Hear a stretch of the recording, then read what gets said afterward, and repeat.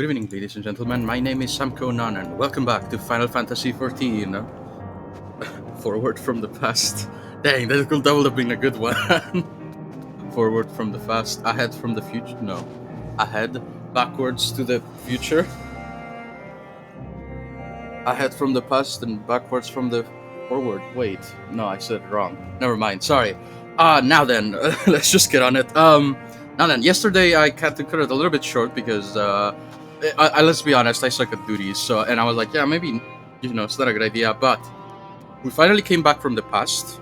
We're back. Well, we're back to the future, and we got hit with the feels really hard yesterday. That and with a bunch of like really important information, like well, not no, yeah, all of the information is important. Now we know who the enemy is, who is behind all of this blasphemy business, and turns out it was Meteon. And I guess it makes sense looking back on it, but I legitimately didn't see it coming. I thought maybe like something happened to them, like something had taken them over, but no, it turns out just like the quest they were sent to turn them evil, kinda. Which, in a very depressing way, honestly, because of how they found out and the reason why they became evil is really, really sad, honestly. It's just that they didn't find any life of it, or if they did, they just kind of destroyed each other. So it just didn't last. And I don't know. It made me also ask more questions though. Like, what's up with the dragons then? Did they not meet with the Meteons, or like at what point did that happen? Maybe they developed life way after the Sundering happened or something like that, and Hydaelyn was around already. Because it doesn't. It's a little bit weird. And I'm really curious about that because I don't know for sure. I don't even know if there are like other. No, it wouldn't make sense that there are dragons in the other versions of the star. Because when the sundering happens, Hydaelyn is already there, which means the dragons are only on this version, only on the source. I don't know. It's a whole mess and a half, and probably has nothing to do with the story, the dragon stuff, at least yet. But I hope that they fill in those gaps. Anyway, let's begin. Samko, and not a moment too soon. The skies over Garlemald are ablaze, but it's events on the ground that concern me. As you will have heard, your fellow Scions arrived ahead of you. We cut the customary greetings short after we received word from our troops that the Magna Glacies in the Forum's airship has landed. It was then that the heavens began to burn. I dispatched your friends at once to ensure the refugees come to no harm. I will have you join them immediately. Additional support is en route, but we will discuss them later. I trust you are ready to depart? Upon departing the Magna Glacies, several cutscenes will play in sequence. Yes, this time we are ready. Also, sorry for starting a little bit later than I did say at latest I was gonna start at 6, but I did want to start at 5:30, but a bunch of stuff happened earlier on Magna Glacius. I'll explain after this, I guess. Let's see what's up, what's happening here. How bad is it in Garlemald? Okay, really bad is the answer.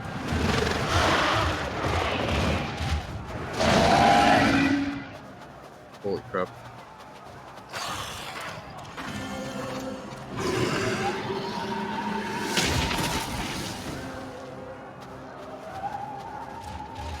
No. Oh no. No. Punish We refugee. were promised an escape. Not to save you who fled. Wait. So they brought them to Garlemald instead of getting them to... I shall not meet my final days here in this blasted waste. I thought they would bring them... So they were like gathering them. They were like going is our greatest enemy. They were going like on a round trip, I guess, gathering them and then going to Sharlayan. That was not a good idea, honestly. But I guess there was no way to know. Oh no. Oh, he's gonna be he see his son and daughter in action. Leave the fighting to us, Father. You must lead the people to safety.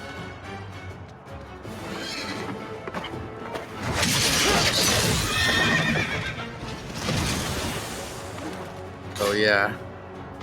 The cavalry's here.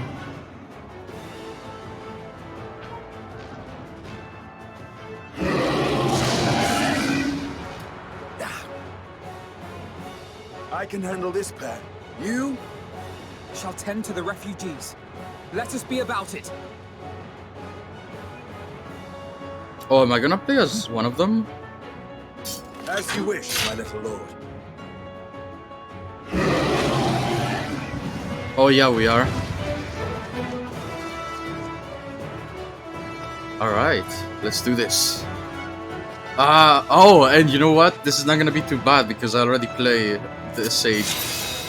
Okay, what does he have? Oh, he doesn't. Oh, this is gonna be weird actually. Stick to the wounded. Stick to the wounded. Okay, I can't lock onto anything. I can't do stuff. Oh, because I'm not supposed to fight. Okay. That's fine. Kill the wounded. Oh, I'm using the wrong buttons on reflex because this is the same. Okay, we have diagnosis. Okay, that's AoE. Level U diagnosis. Oh, this is the. Wait, what? Oh, he has it. Okay, so he has as a direct skill because otherwise you need to like use the upgrade spell. Okay, the Drockel, Dosis. Oh wait, why didn't he heal? Okay, Toxicron. He doesn't have a bar, so I guess he just has a cooldown on this in 5 seconds. Oh.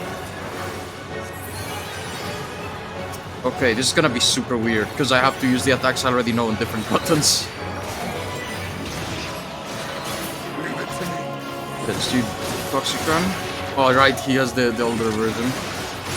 The earlier version. Kinda cool though. Oh. Can't die here. Who can't die here? Oh, right. I thought it was a Steamian for some, even though it doesn't make sense. Oh god, this is stressful because I don't know. I like it feels like someone messed around with my controls or something like that. Run! Wait, no, don't turn. Oh well. Terminus Howler. They're being overwhelmed by fear. Huffino, do what you can, okay? Oh god, I hope I can do what I can. It's a little bit weird though. This feels so weird to do. No, that's not it. Okay. Okay, so this is the regular. Okay, I'm getting used to it, but it's still very weird. Feels weird to do it like this. Everyone's turning. All is lost. No, it's not. Just give him a slap. Snap out of it. This is no place to die. No, go as fast as you can. Easy now. Deep breaths. Oh boy, oh. He's like a horse. Oh boy. Our allies will see you to safety. The speech bubble's freaking out. Now we're good. Alright, who's next? Oh, is that thing next? What the heck is that? Oh, it's the thing that's about to attack us, is what it is. Alright, bring it on. I always like myself a good giant monster fight. I like the look of that. Stay sharp? Okay. Why sharp though? Don't you know that blunt weapons are worse? I learned that in engineering school? Nah, I don't think that's what you call it. Metal school, more like? No. Don't you dare. I still don't quite understand how tank bursters work despite how long I've been playing. Because sometimes it's I think it's some sort of status. Oh god, why don't you have Icarus Self, you know? Okay, that's fine. Okay, that's fine. Deal with that. That's the heal. I keep using the heal instead of the attack button for some reason. The Terminus Idolizer. What the heck? Stuck! Let me make it! Do I hit the bombs? Can I hit them? Or, oh, the stack is for the bomb thingy. Am I on Estinian? Okay, I'm on Estinian. Come on, please. Don't die. Why doesn't he have a cardia? We're gonna die. No, don't wanna fail. This is too soon. He's too young to die. Please, have a mercy. God, I hate that. I hate that the shield has a the level U diagnosis should be like an instant shield cast. Usually, anyway. Oh, look away. Don't look. This is not PG-13. How? Freaking no. I want to know what the monster's doing to make us have to look away. Thank you very much. He probably got super low because I failed the shield a lot of times. You know, I thinking it's like Alright, right, it's okay, it's okay. It's a slow one. Kinda. Gotta keep pressing the buttons I usually have for the attacks. I usually have them like on F, because it's easier. I can do it immediately after I stop moving. Now I have... I don't know. I'm gonna complain, okay? I spent so long organizing this. I had no clue on the first day. You know, I just kinda guessed what the abilities did and slapped them together somehow. In a way that made sense to me, and now they're just like, yeah, well. Well, I guess at least now I know how to use them, so... Okay, heal... Oh my god. Don't. Please don't. I should just hit it. What am I doing? It's basically dead. Oh no. I should have drawn the Rural first. Come on, heal, don't die. Oh, thank god. Okay, we're good. That was... Listen, man. I know we're... Oh, it's this one. Because it was like facing us, like this was its face, the top of its head. That was weird. Sorry if I sounded very panicky, but I gotta be... if you don't know already, I had some duties I repeated a lot of times because I kept failing them because I wasn't fast enough on healing or something like that. So now I'm like, I want to repeat them over and over again because it takes so much time. Plus, you know, we're in a very big part of the story. I don't want to stop the progression. But let's see if I can keep it up. Don't. Oh no. I don't want to die. They're not going to... Don't turn... Oh, they're not turning at least. Forward! Let not a single fiend escape! It's... What's his name? I'm sorry, I've forgotten his name. I'm sorry. It's the Guardian kid with Wait, blue hair. that's Wait. Eulus and the army. Eulus, right. So, you've recovered then? In time enough to be of aid. For once. Oh. I remember what happened with him. I remember his... I didn't remember his name, that was it though. We can speak of it more later. For now, we must fight! To Yeah. repay your salvation in kind, or with better! For Garlemald Are we gonna play has as her him? pride! Oh my god, I think we might play as... Nah. Okay, no. I thought for a moment maybe we were gonna play as him. Of that I've no doubt.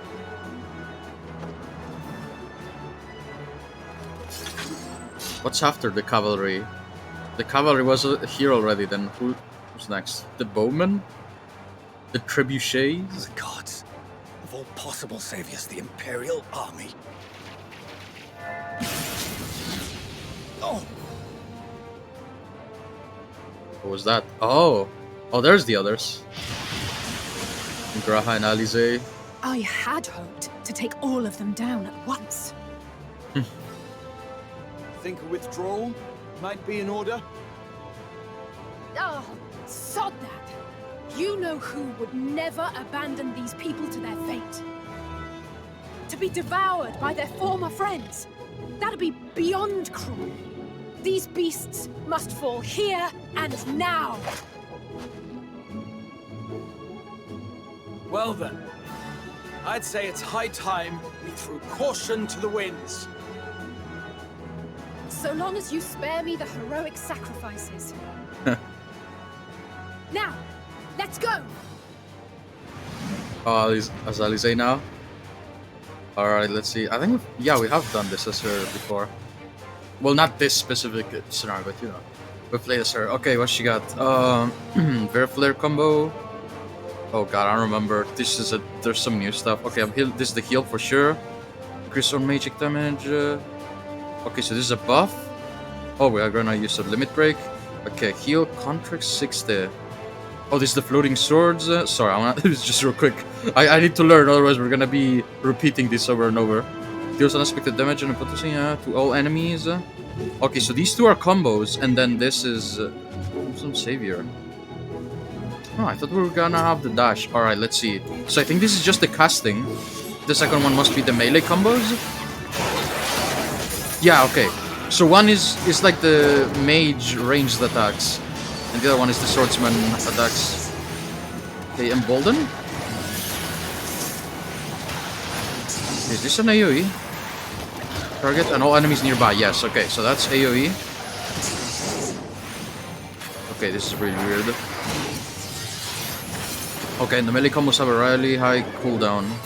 Rally poke cooldown. Is there no way to break the chain of transformation? Knock everyone out. Just give him. Oh wait, no, because then they can't run away. I was gonna say if you just give everybody a good smack on the head, you know, they get knocked out. Then they don't have time to transform, you know, because they're just gonna be unconscious. That's my solution.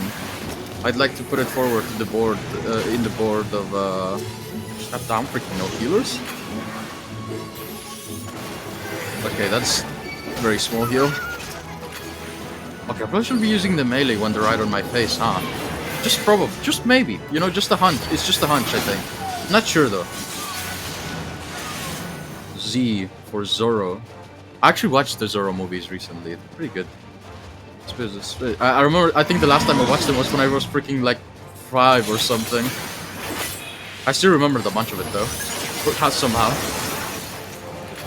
Oh, it had a long cooldown because I never finished the combo. Okay. So we stand back a moment. Black Star. What's he gonna do? Oh god, not even AoE. Okay. Heal and oh god, okay. He's 3 steps ahead of me. Graha and the monster. The monster because he saw me healing and immediately did a big attack, so I had less HP, and Graha because he saw that and killed me. Yeah. Okay. No panic. No panic. Okay. We made. Okay, we're good. We're good. See if I care. I won't back down. Okay. Oh, that's a cool attack. So use this. I might as well. It's damage. It's 3 damage at this point. I have not that used things once. I just realized. It was the first time I used the 3rd ability. Okay, I think I stand inside this, right? Oh, it's really cool actually. El Zorro. Oh, okay. Okay, we're good. Not at all panicking.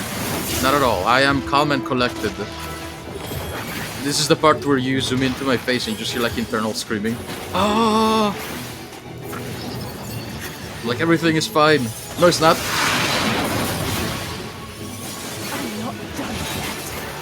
Oh god. We're not done yet, she says, just as we're about to die. The monster will like. I think the monster will like to differ. He's like, yes, you are. Are those wings? Oh, they're on his head. I thought they were like on the back of his. Down though. What? Where do we go? What do we do? Oh, we're behind the rock. The air crackles with energy. Find cover. From where? From where? How? Please elaborate. Okay, follow him. Okay, I follow. I trust. If Graha wasn't here, I'd be dead by now, I think. Safe to say, very safe to say. I have it on good authority. Alright, the AoE.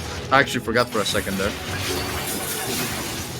As they say, turn about and left. Should I limit break? Is this it? I'm gonna assume this is it and use the limit break. Vermilion Pledge. I prefer Lemon Pledge. Oh, that's pretty cool actually. Oh, it's not over. Oh, that's actually really cool. Alright, I don't think I've ever seen the Red Mage. Is that the limit break 3 though? For the sake of, you know, drama, I guess? Like to make it look cooler, or... Yeah, I don't freaking know. There's not the barest trace of ether. Maybe there really is no way to bring them back. I'm sure we'll find a way. We gotta go back to the past. Oh, this I actually controlled the text. Thank you for saving our lives once again. Man of Palaka. I remember you from Purusha. You helped us there too, didn't you? Oh, sorry. Ah, you're from Palaka's stand. I'm glad you're still in one piece.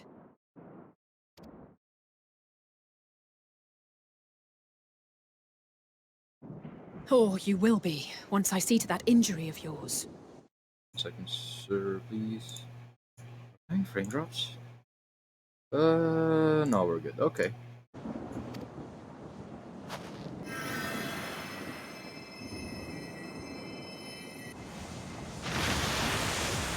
I thought something about it was about to move or something. Look out! Oh. Oh. I had something so big. Oh, it's the trailer thing. Is this where I jump in? Nope. It's Graha. That is really cool that they're doing this though, like this. Get out of here! Quickly!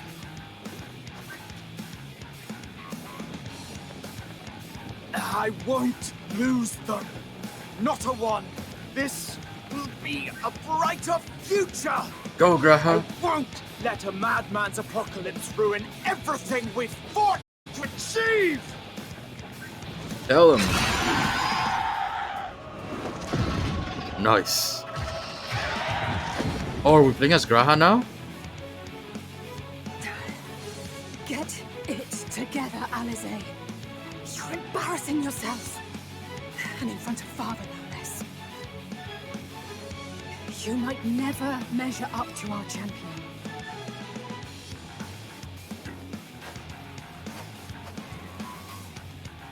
But we ask too much of him as it is. You mustn't let Eorzea's hero fight alone. Oh, there I am. Oh, I'm so glad I got that hat and put that glamour on. That looked really cool, actually. I think this is one of the only times I've been like actually satisfied with a glamour. Oh, I'm way too picky, to be honest. Oh, but they put the mask back on. Why?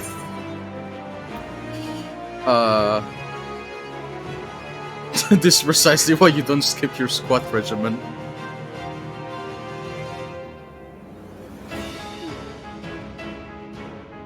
I can look after myself, you know. Oh, it's the trailer lines. She said the thing, sound the alarm! Oh, what about the... Wasn't there like a monster over there, or...? I trust.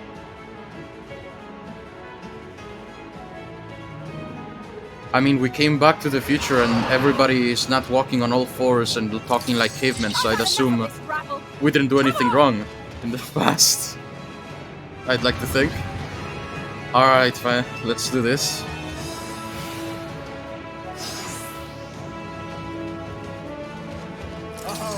Trio for the ages. Alright, let's go. Now I can actually fight to my full power. Proceeds to lose him at the first like attack or something like that. I can fight at my full power. The thing does like a tail slams on my chest. I get sent flying. They never see the hero again. Oh god, right. Okay, so he's gonna do the same attacks. Should I be worried about healing because I'm a healer, or should I just keep attacking like nothing? I'm a little bit worried about that part. Okay, I'm assuming he's gonna be faster. Or not. I suppose. Just the beginning. Alright, where's Graha? Okay, let's give him Cardia, just so we kill him as we attack. And one of these for the damage reduction. Oh, that is a really cool move. I really gotta go back to leveling Paladin. I keep saying that, but right now I just focus on the story, I guess. So many classes I want to try out. Okay, Surecast. I'm not getting pushed away from here. I feel like it. Oh god. It's a boy. I think. Oh, everybody's here. Let's go. Terminus Vanquisher. Okay. Let's give you some Haima. It feels really weird to say the name of that ability because it sounds like Jaime. Which is that name in... I don't know if that name is used in English, but it's a name. It's a name, that's all I'm saying.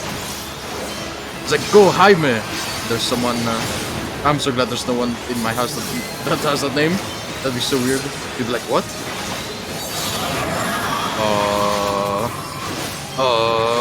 What?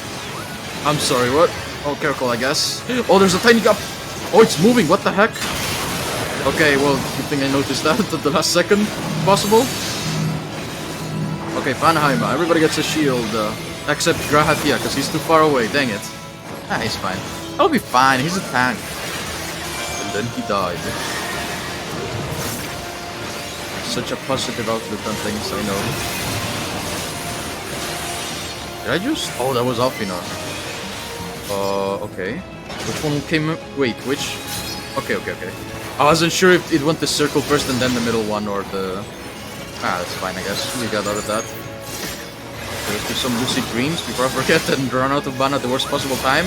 That's... What am I doing? I don't know, I'm sorry. Click buttons by accident.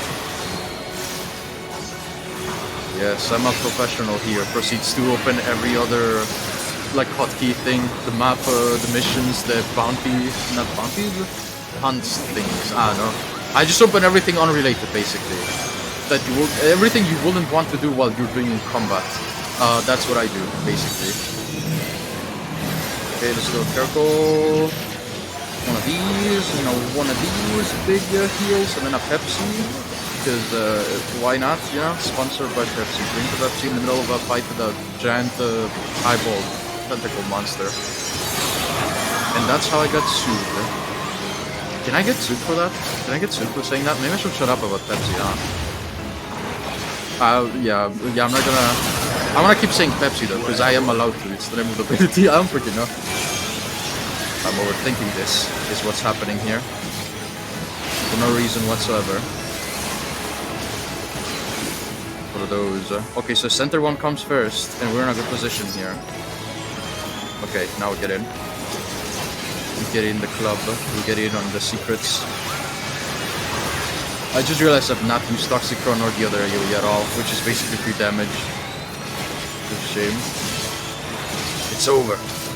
Oh my god, first try that duty? Listen, it probably wasn't that hard to begin with, but I'm kind of proud of that, because when I remember, I get flashback every time I see that duty is about to happen. I get flashbacks to Stormblood and the fight with Xenos. I think it took me like an hour and a half to get through it, just because I wasn't fast enough to hit those like swords on the ground thingies that if you don't like destroy them all, he does just like a one-hit KO move. And I did that so many times, it's because there was no checkpoint, and you had to do a whole other fight first, and then like the ones here that I think I fought as Ishtola or something like that.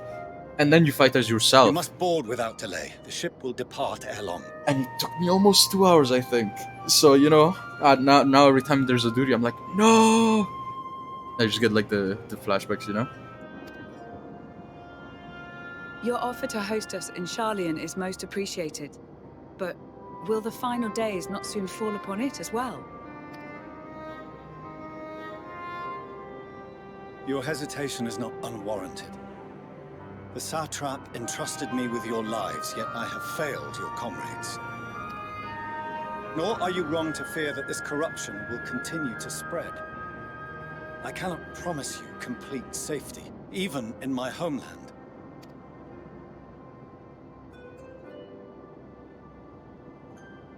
What I can promise is that I will do all in my power to protect you.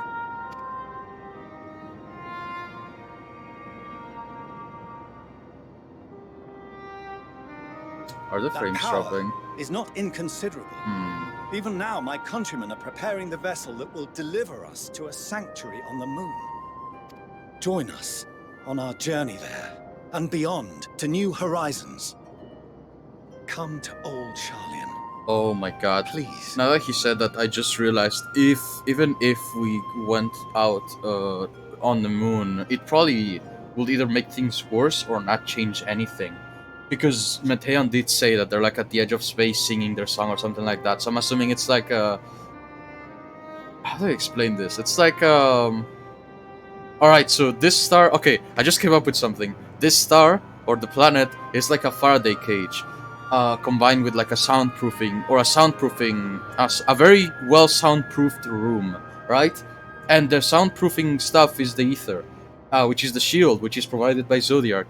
And constantly on the outside of the room, there's always this like horrible screeching sound that turns everybody, or makes everybody that has negative thoughts into a monster, right?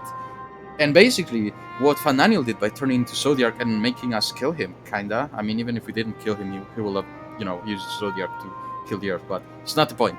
By killing Zodiac, we destroyed the one that kept the soundproofing together. And so now the screeching is coming into the room, hence turning people into monsters. So if we go to the moon, we'll just be completely outside of the cage, Maybe there's still some protection in here because of the ether and stuff, because, not everywhere on the planet is already, with the burning sky, so to speak. Like Charlian right now, probably it doesn't have it yet. Like, it is slowly going in, but they still have time, right? So right now, if they go to the moon, I think it's not gonna change anything. I think they're gonna turn anyway, because I just think they're gonna turn anyway. Is my point. This is not the solution. What I think is gonna happen now is we're gonna get on the moon, like us and maybe the Scions, and we're gonna go over there and fight Meteon once things get better somehow here, or we find like a temporary solution to stop the monsters here, so it doesn't get too bad. That's what I think is gonna happen, and that's my. Thank you for coming to my, what's it called, PSA meeting? I don't know. That's what I think, okay? And it just came to me, and I'm pretty proud that I didn't mess up the explanation I was trying to give, because usually I come up with apparently weird stuff that nobody kind of gets, because I don't know. And I failed to get my point across. So I'd like to think I got it pretty well. We can now move on. I'm sorry for delaying any more of the story. I'm gonna try not to do it too often, but yeah. I say as I keep prolonging the conversation. Let's just...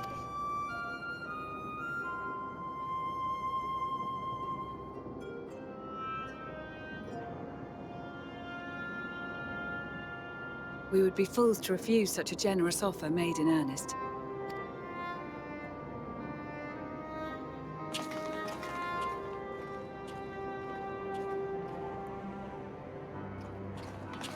It seems they've a new destination.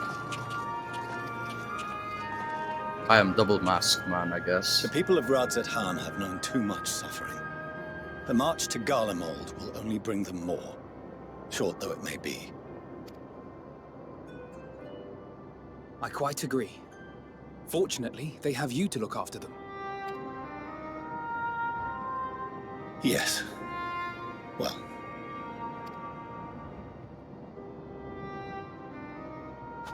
Behind you! Just there!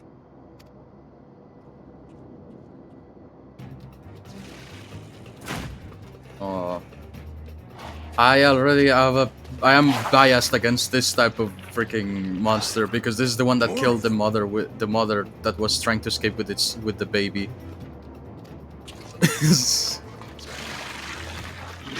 I'm gonna freaking destroy that thing. Never mind, I guess it's not my turn. Oh. Okay. I legitimately didn't think we'd meet this guy until the end. Like everything is over with the feeling energy thing, and I thought this guy was gonna be like, oh, so you finally defeated the end of days. No, fight me, because I'm freaking out. Something like that. No, I guess he will want to fight me while I'm training. Hurry to the airship. Maybe he senses I got stronger or something? I don't freaking know.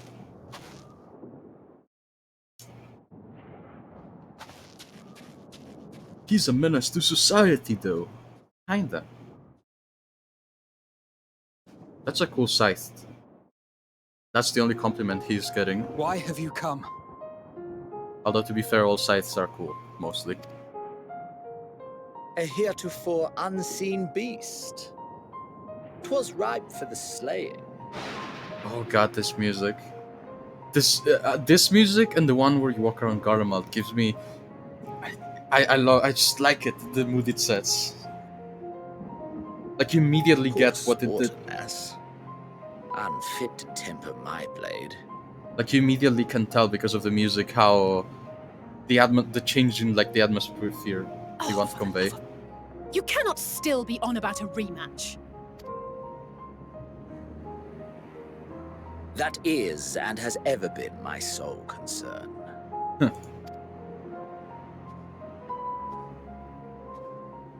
Oh god, don't tell me he's gonna charge at him.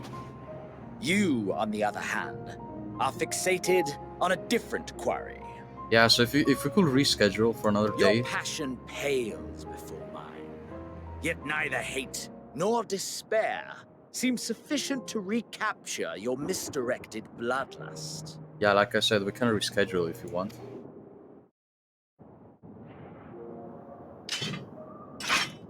Oh, okay. I didn't actually think he was good. Okay. So, I Alright. hone my blade, and I wait. Alright. That's actually not... I actually thought he was gonna fight, but... That's it. That's all you care about.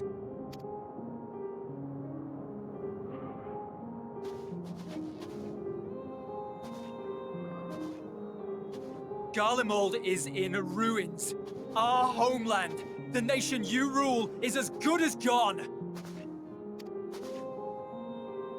Along with so many of its people. Not just soldiers like us. Not only those who fought and killed for power and duty. Innocent civilians. Murdered by their own flesh and blood. Lost and confused as they breathed their last. While we who survived with our lives and minds intact were left to freeze to death. God, I feel what he's saying, but I think this speech is wasted on Xenos. He doesn't seem to care about anything, to be honest. The Eorzeans tell me all this was your doing! You slaughtered your countrymen! You did! For what? For nothing, in the end. So much wasted effort. Case in point. God, I hope we actually do get to... I don't know, this... despite what he's done, it feels wrong to say I hope I get to kill him, you know? The sentence itself sounds wrong, not the... you know, but I still mean it. Because he's horrible, a horrible person. You. To say the least. You bastard! For your own sake, Eulus, you must control your anger. Oh yeah, dude, probably not the time for that. It will serve no one should it consume you and see you transformed.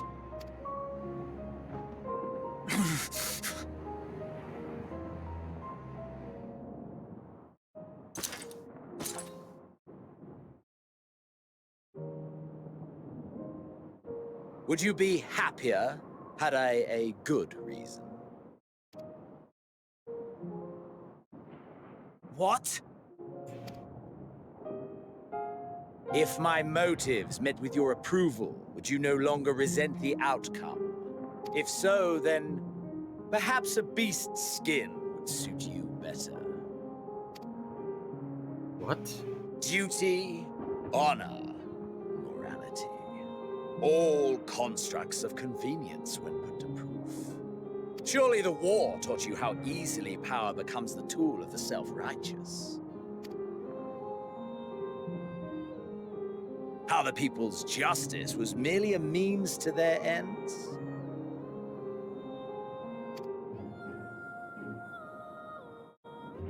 Yet you would ask me why.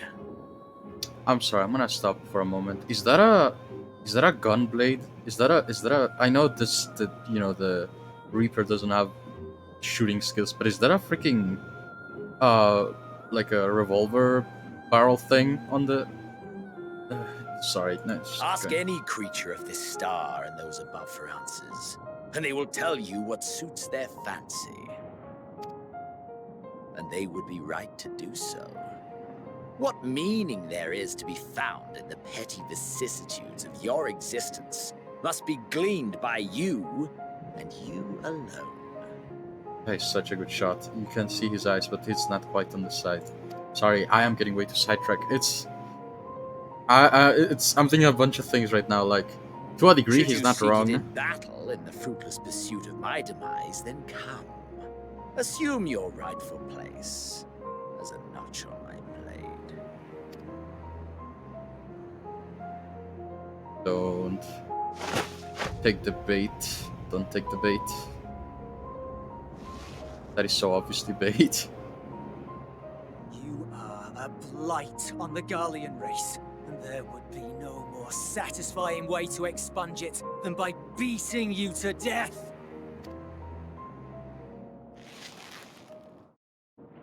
But I will not be party to another tragedy. I refuse to lose anyone else because of you. So go. Go! And may we never suffer your madness again!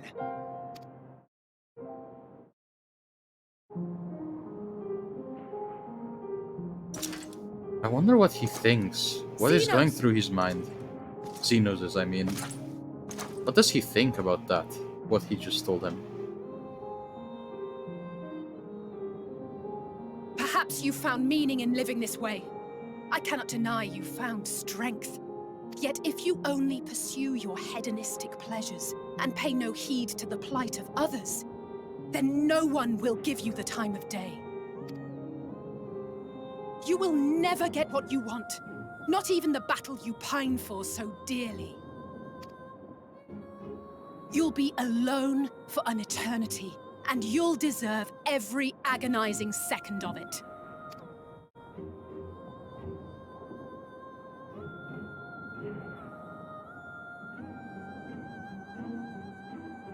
What is going through his head right now? I mean, I know he's a, character and all that jazz, but someone going through those motions, what will be going through their minds as they heard this? As they go through everything they have done? I am legitimately kind of curious. What? Like, why,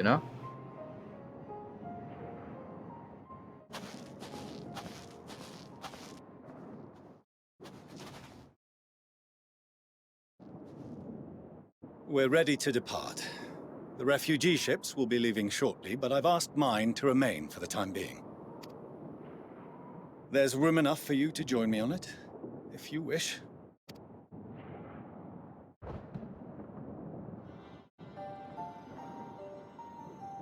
Do contain your surprise. I needn't agree with the Scion's methods or intentions to acknowledge that their deeds are deserving of gratitude. We appreciate the offer. But might I ask why you are delaying your departure? I presume... Oh, sorry. I must visit Garlemald, ere we return to Sharlayan. Having caused such an uproar, it is only meet that I explain myself to the Ilzabard contingent. Okay, hands off the mouse whenever they're talking, I think is a good idea. It's so, sensitive, the slightest weight on the freaking mouse makes it click, and sometimes it can be really useful. Allow us to accompany Not you. right now. We should be glad to facilitate, given our familiarity with all concerned. If you would like to join as well, Eulus, we can speak of recent events on the way.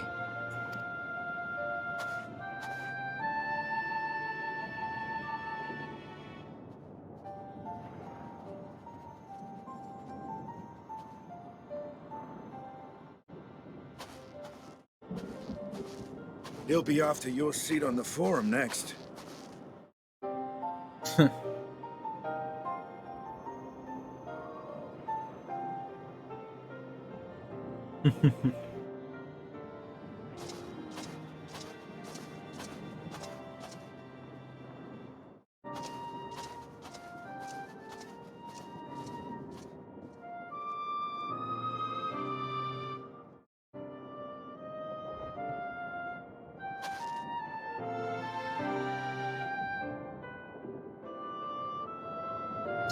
Wait, does that mean that building is still contain a bunch of ether?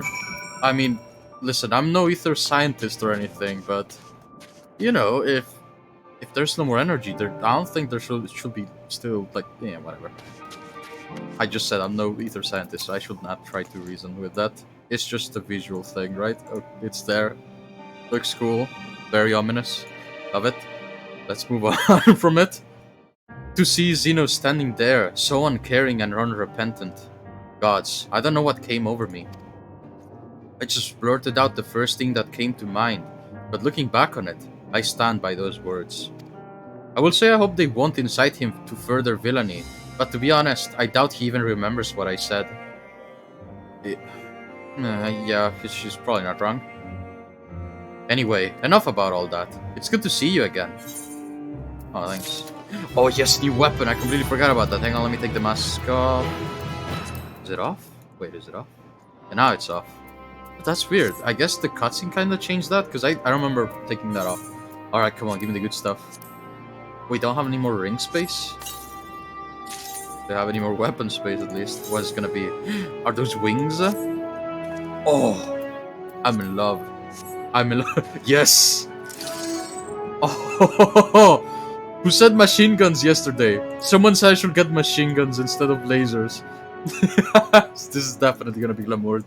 I love it. I am in love, man. I think, I didn't know what type of lasers. This is what I like about games like this. You don't know what you're gonna get for weapons, unless you look it up. But I don't, because I like to be surprised like this. And I am glad I didn't look up what weapons you can get, because I love the look of this. Can I dye it? Tell me I can dye it. Oh, you can't. That's a shame. All right, hang on. Let me just put that ring over here. We need. Where's the rings?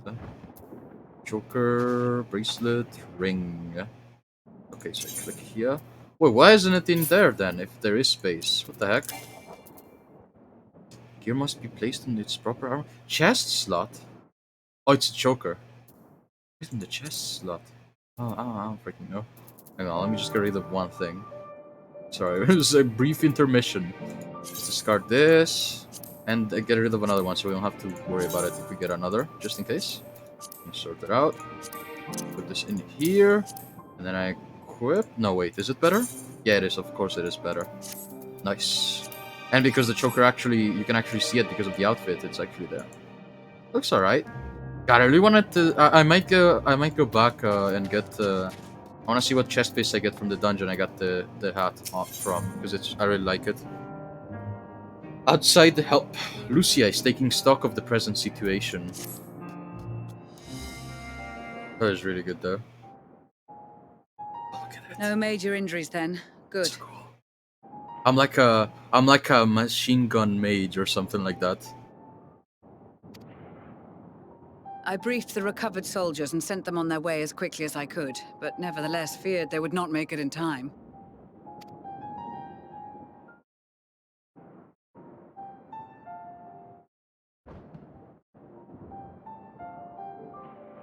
The additional support was invaluable. Your men saved more than a few lives.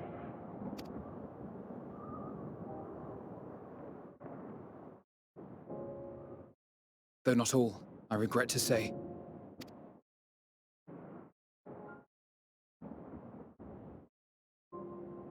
I take it that I'm addressing Lucia Junius.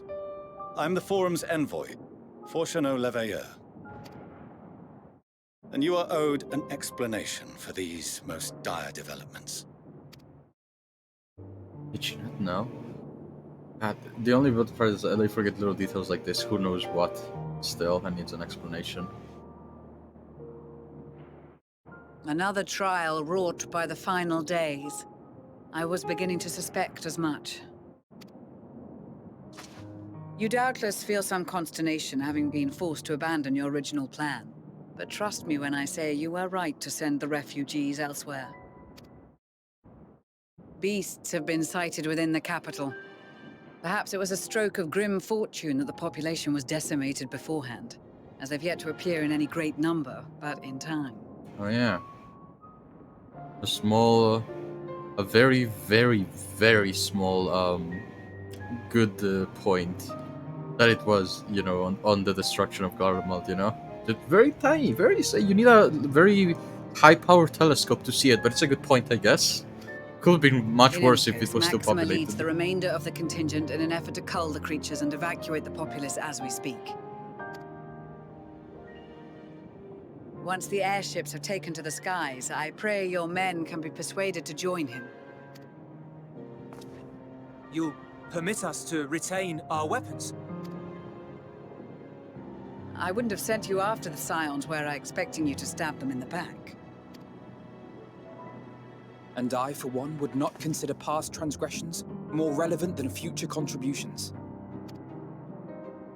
Regardless of the circumstances that saw us at odds before, we need men of courage now, more than ever. I just thought about this. Sorry, I know I keep pausing, but I keep making, every time they keep talking, I come to more realizations. This is why Midgard Sormor, said this planet was the last hope. Do you realize how many times they've done this? There's somebody bad, and somehow like even despite their bad deeds, if they are like willing to what's the word? Retribution? No, that's not it. If they're willing to right their wrongs, basically, or do to make up for what they've done, they are actually forgiven, and then they become good guys. Instead of what happened in the other worlds Meteon talked about, where they just like turned on each other and stuff like that. Hang on, I gotta check. I just remembered that we had like a couple of frame. Yeah, we had 58 frame drops on the cutscene during the cutscene at some point. Just wanted to check that as well. I like to give the frame drop status. You know, just gotta put like a small block on the corner of the screen saying how many frame drops we've had.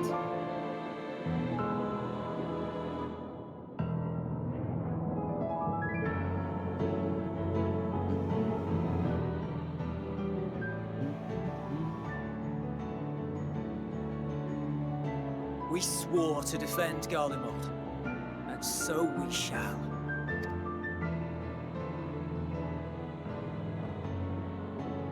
It seems you have everything under control.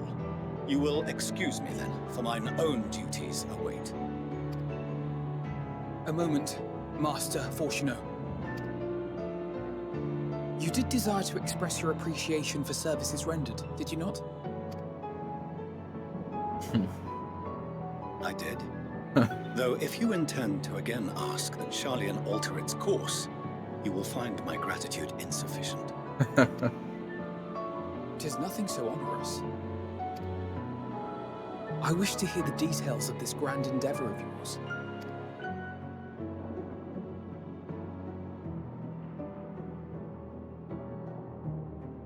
Do you swear to listen and to learn, and not to embark upon some scheme to impede us? I swear.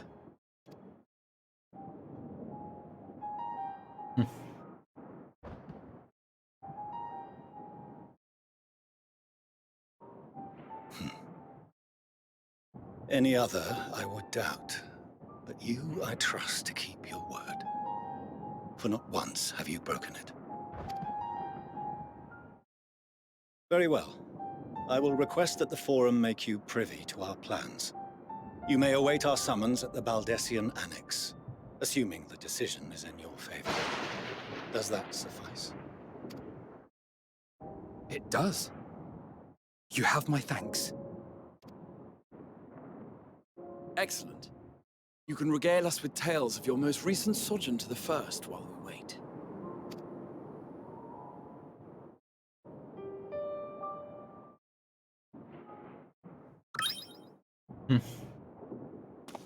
Did you hear something just now? I like that though. What?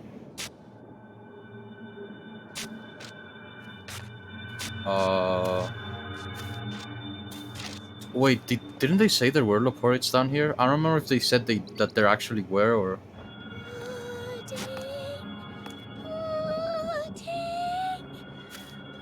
Is it... Wasn't there one called Puddingway or something like that? Is that her?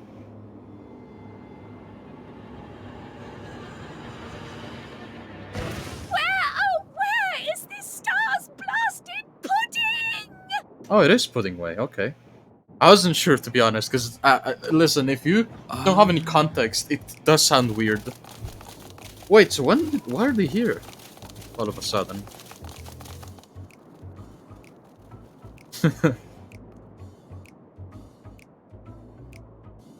Dawn may banish Ah, even the darkest night, there he is. and to this bitter clime bring warmth and comfort. Yeah, he kinda needs a sweater. That outfit is not made for this weather. I made a rhyme. 'Tis And it is heartening no to see crime. such an assembly upon my I return. don't know what else to rhyme. I That was thought often not of you whilst that I was not on looked down purpose. upon our star's brilliance from the moon above. Okay, sorry, I was rereading that because I talked Yes, over it. but Sorry. what are you doing here? And dressed like that? Aren't you cold? Okay, so they are addressing that. Verily, I fear for my health should I proceed to expand upon our purpose ere I procure more suitable garments. Wasn't it cold on the moon though? Technically, that's space. Summarize. We're here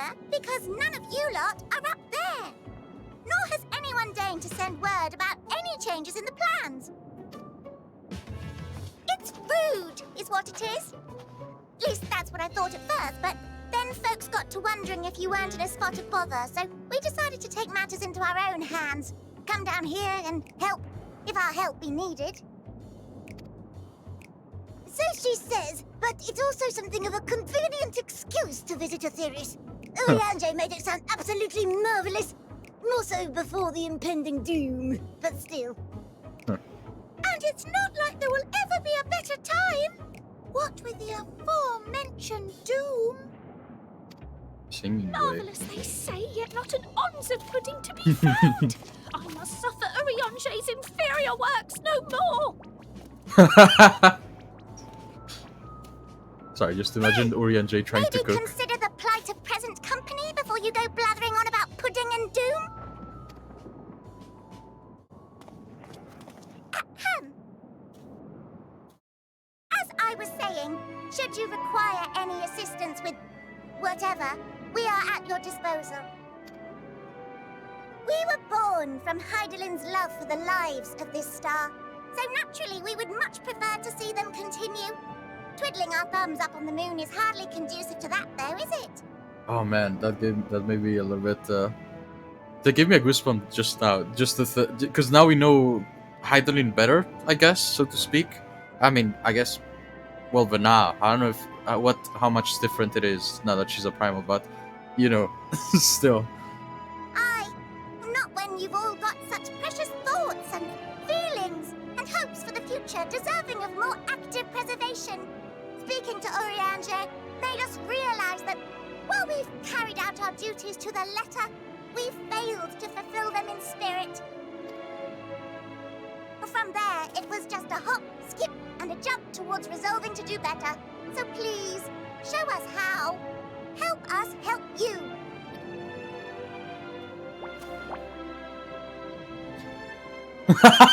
His face. But are they?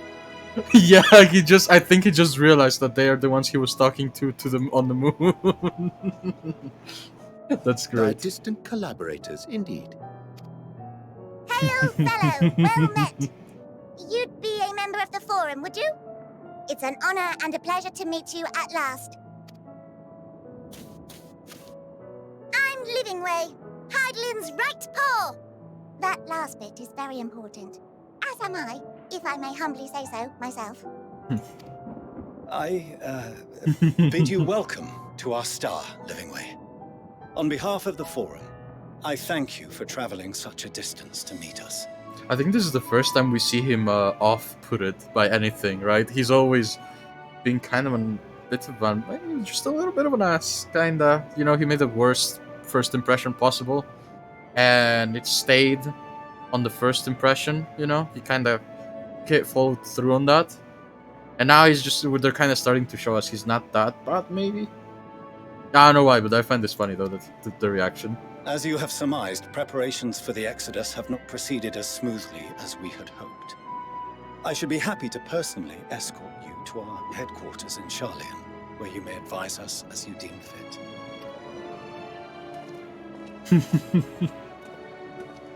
'Twas with reluctance that I set aside the great work of readying the moon for habitation. Be assured that I did so only after the Loperites made plain their earnest desire to come hither, and I myself felt a growing certainty that their contributions here would prove invaluable. 'Tis trite, perhaps, but I followed my heart.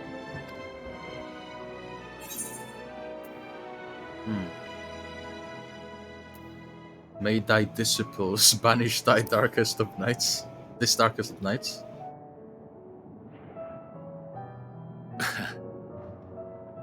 I am no esteemed philosopher of Eld.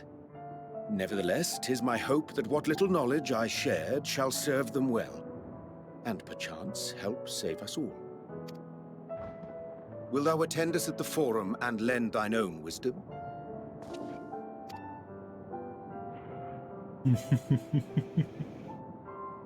If that's all quite settled, can we start moving before Urianger catches his death? Oh yeah, Even we I'm probably should, freezing huh? out here. Oh, I dare say you'll warm up quickly once you report the airship. Sat shoulder to shoulder with our fur-covered friends.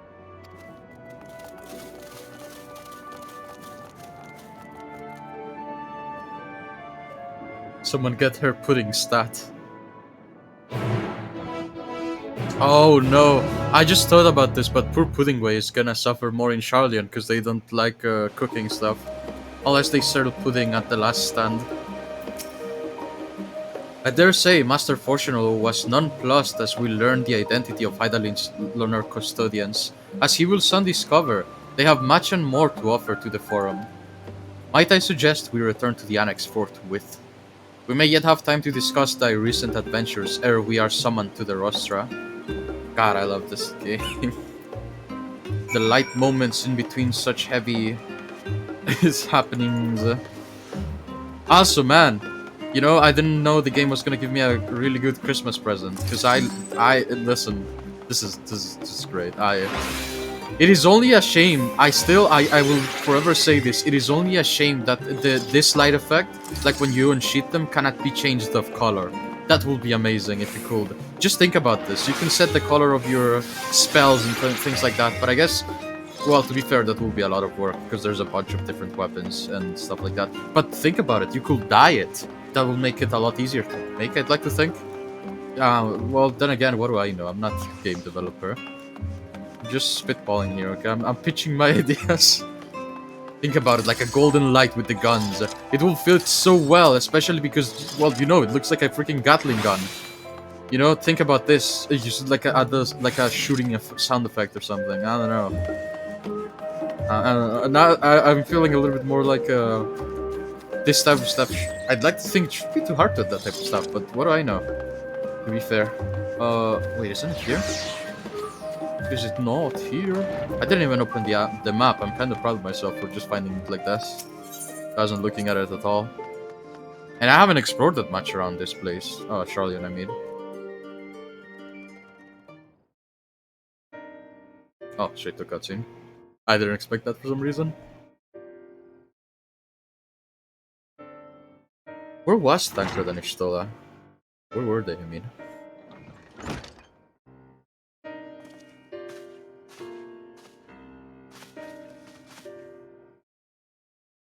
Not that I'm complaining, Urian, but I wasn't expecting to see you quite so soon. Nor I thee. In extolling the virtues of Aetheris, I did inadvertently awaken in the Loporites a desire to avert our beloved star's demise. Kryl tells us you have obtained a new knowledge that may aid us in our ongoing efforts. I have news to share regarding our study of the Ethereal Sea, but your findings are certain to be of greater interest, and so I would rather hear them first. To what revelations did Hydalin's Alpis flower lead? Ooh boy. Yeah, it's quite the story. Thinking back on it, it was really great story that we had back on when we went to Alpis, like back into the past.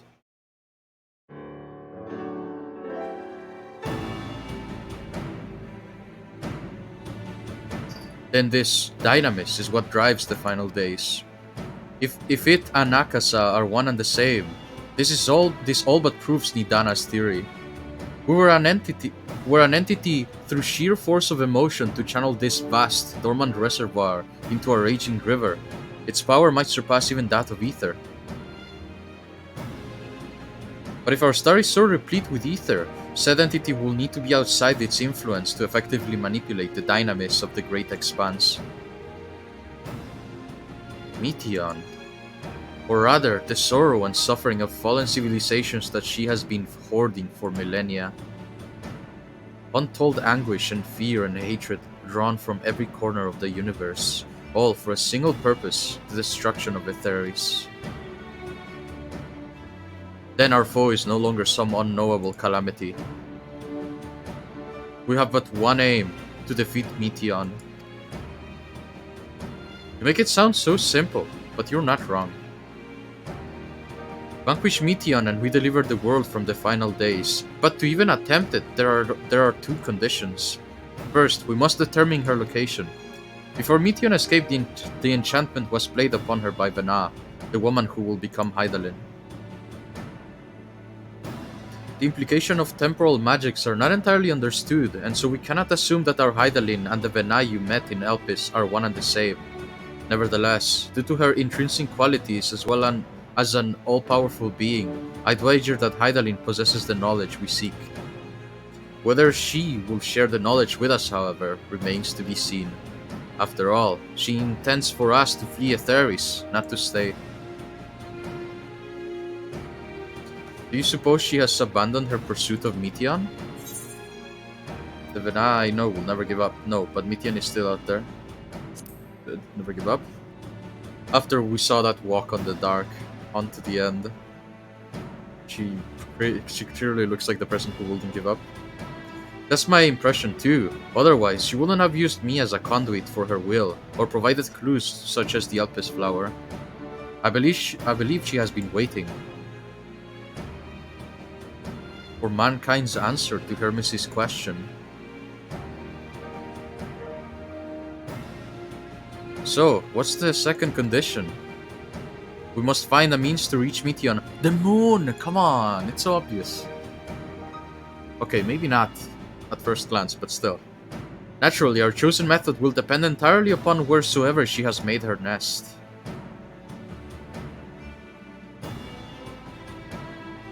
Then, communing with Hydaelyn must by necessity come first. Did you and Master Matoya have any luck with your investigation into the Ethereal Sea? Sadly not. Though we enlisted the help of Arenvald and the other Echo-blessed allies, we couldn't detect so much as a whisper from Hydaelyn, even from within the Anti-Tower. Master Matoya is of the opinion that in the years since abandoning it, the Forum has found some other method of receiving instructions from Hydaelyn. If so, it will most likely be some form of apparatus for observing the Ethereal Sea, built closer to home. Oh, that scared me. I heard the knock right on my ear. I was like, okay, someone's coming in my room or something. Sorry to interrupt. We've just received word from the Forum. Your presence is required in the Rostra, where they intend to discuss the Great Exodus. Then, Father was able to persuade them. They are finally taking us seriously. Let's hear what they have to say. Listen, I gave Fortunal a couple of points since the last cutscene, because he made me laugh a little bit with the reaction of the Loporets. But I don't know if this is gonna work as well. I mean, maybe for the sake of the story it will, but I'd like to think it will be a struggle still, because even if Fortunal was like a heavy drive on it, there are still, weren't there like 50 dudes? And you know, a lot of them might still be stubbornly believing that, you know, they shouldn't listen to us, you know? Like, why will they suddenly change just because one of them did? That's why there are 50 of them, because they all provide one opinion, their own opinion or something like that. So I think, whatever. I guess we're about to see regardless. I just think too much. I just want to, I don't know, I just want to keep seeing these in action. Be like, this, wait, why am I going around? Just right there. Although, to be fair, I wasted more time by turning around and then heading back towards the stairs I could have taken before. This is one, I legitimately like how my guy looks right now. Like, it's not like I don't usually like it, but usually I'm like lukewarm. I'm like, you know, it's what I'm wearing. It's just what I got right now. This time I'm like, yes, I love it. The Forum is in session, and as such, the Rostra is closed to visitors. A scion of the 7th Dawn? Very well, you may wait in the corridor. Of course, entry will not be permitted on the condition you leave your armaments at the door. Lest you forget, this sacred institution holds rational discourse in the highest. The implements of war are expressly forbidden. But it's a healing... Sorry, that was an accident. It's a healing tool. You know? I heal the wounded innocents from fatal injuries, and I heal my worst enemies from life. So it's not an armament of war, it's a healing tool, okay? It's not a weapon. Wait, isn't this... I think this is the first time we've Well, I probably could have gone in any time in this building, I'm assuming. But I don't think I ever did, so this is my first time coming in here. In this building. Can I sit? Can I take one of the... No, they're... Dang it. I was gonna be like, I'm the council now. I am the Senate. I am the Senate. I am the Senate for sure. Alright. I thought it would be full up, you know, the NPCs sitting... Well, they are now in the cutscene, but you know. They said it's in session, so you would assume they put the NPCs there.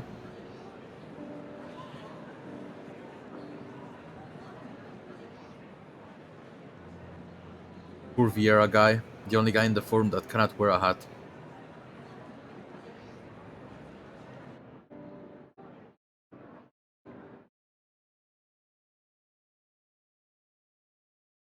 There is a matter I wish to raise with you before we enter.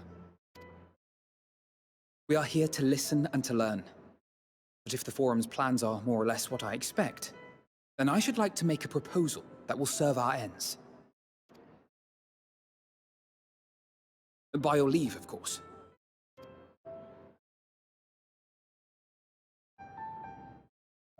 I don't see why not. Your words and wits have gotten us this far. Agreed. I will present our queries so that you may... Oh, sorry. Dang it, again. Thank you, everyone.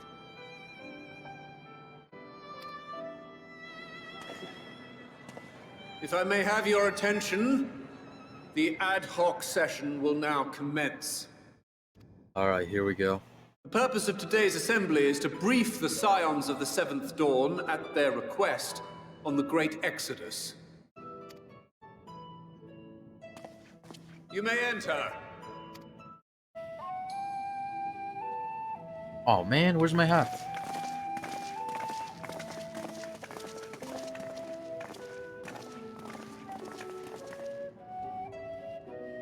Like, I legitimately, this is my favorite hat I've ever had.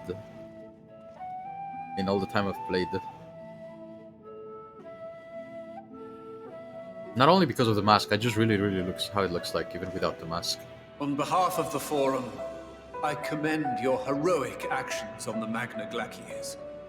We shall not soon forget your service to us, and the people of Radzat-Han. The Satrap, whom we have informed of the refugees' new arrangements, sings your praises as well. As an expression of our gratitude, we will endeavor to answer your questions as fully and openly as we are able. Then let us begin. First, it is the Forum's objective to ferry the life and knowledge of this star to the moon. Am I correct? You are. It is for this purpose that Sharlayan has labored these many long years. We have collected biological samples and scientific records from across the star. When the time comes, they will be moved from their places in Labyrinthos and Numenon and conveyed to safety. Once that critical task has been accomplished, we will begin transporting the Sharlayan citizenry, which has been categorized into groups.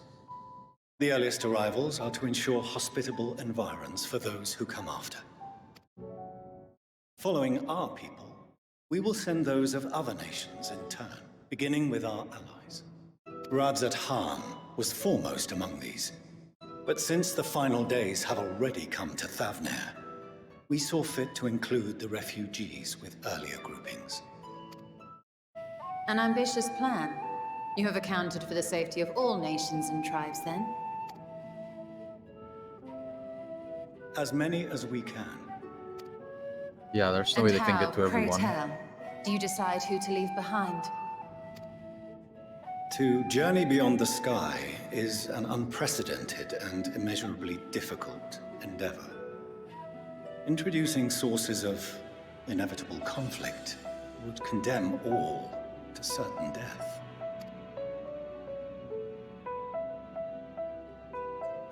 He's not wrong though, I guess. Questions as to the validity of that approach aside, are your plans proceeding apace? We're under the impression that your primary means of celestial transportation is incomplete.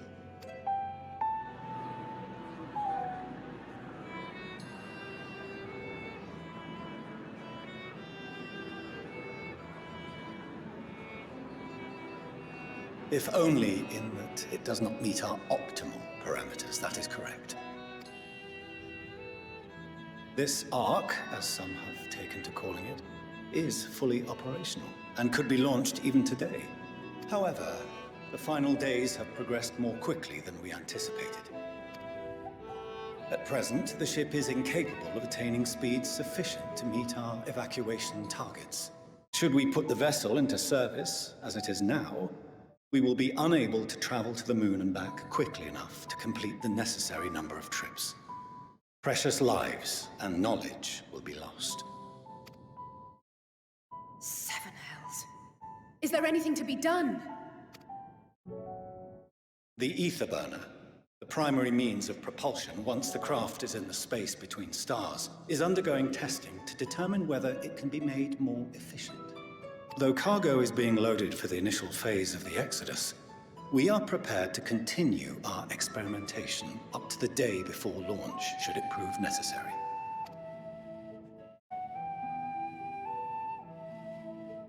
What if the Scions were to solve your problem?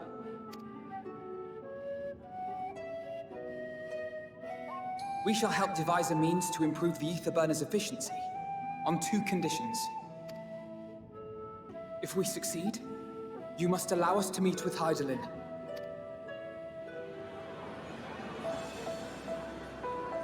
"'Twas simple enough to deduce.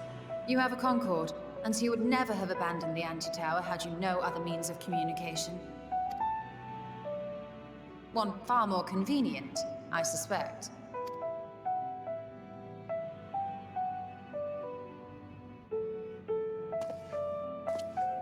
The second condition, also to be met upon our success, is that we be permitted to propose another use for your Ark.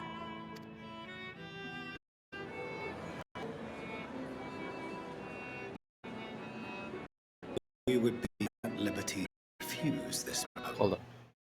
Frames are 604. That's not. Hopefully by just checking them. I don't know. Sometimes it feels like checking them helps out a little bit. Because it's happening. We cannot prove its merit to the 99 here. Oh, Who are we to 99. I stake thought there were the lives 50. of all people.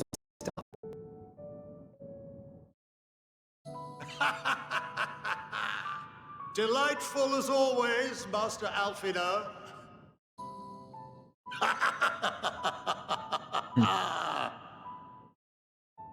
Oh, we couldn't have asked for a finer plan.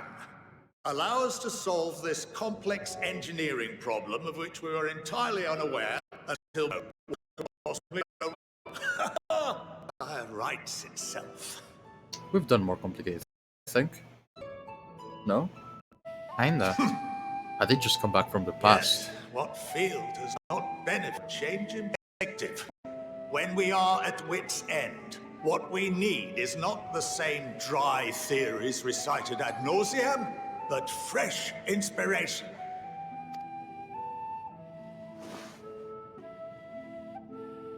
I, for one, have faith in my erstwhile students to provide it, and I find them to be fully acceptable.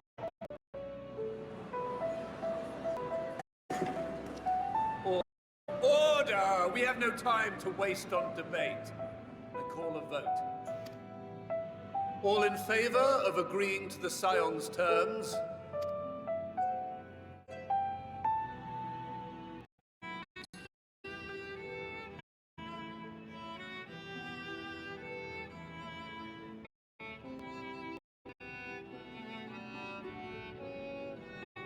It's like the or just oh, not the expect. 71 in favor, 28 against. Bear in mind personal dealings. This is the will of the Forum. Oh, he didn't raise his hand. I just realized. Very well. I call this session to a close. Return to your tasks with urgency. The final days wait for none. I guess will this count as Alfin in the promise he made to Fortunal, though? He did kinda break his promise, or he call it when he swear. Not enough. I from away.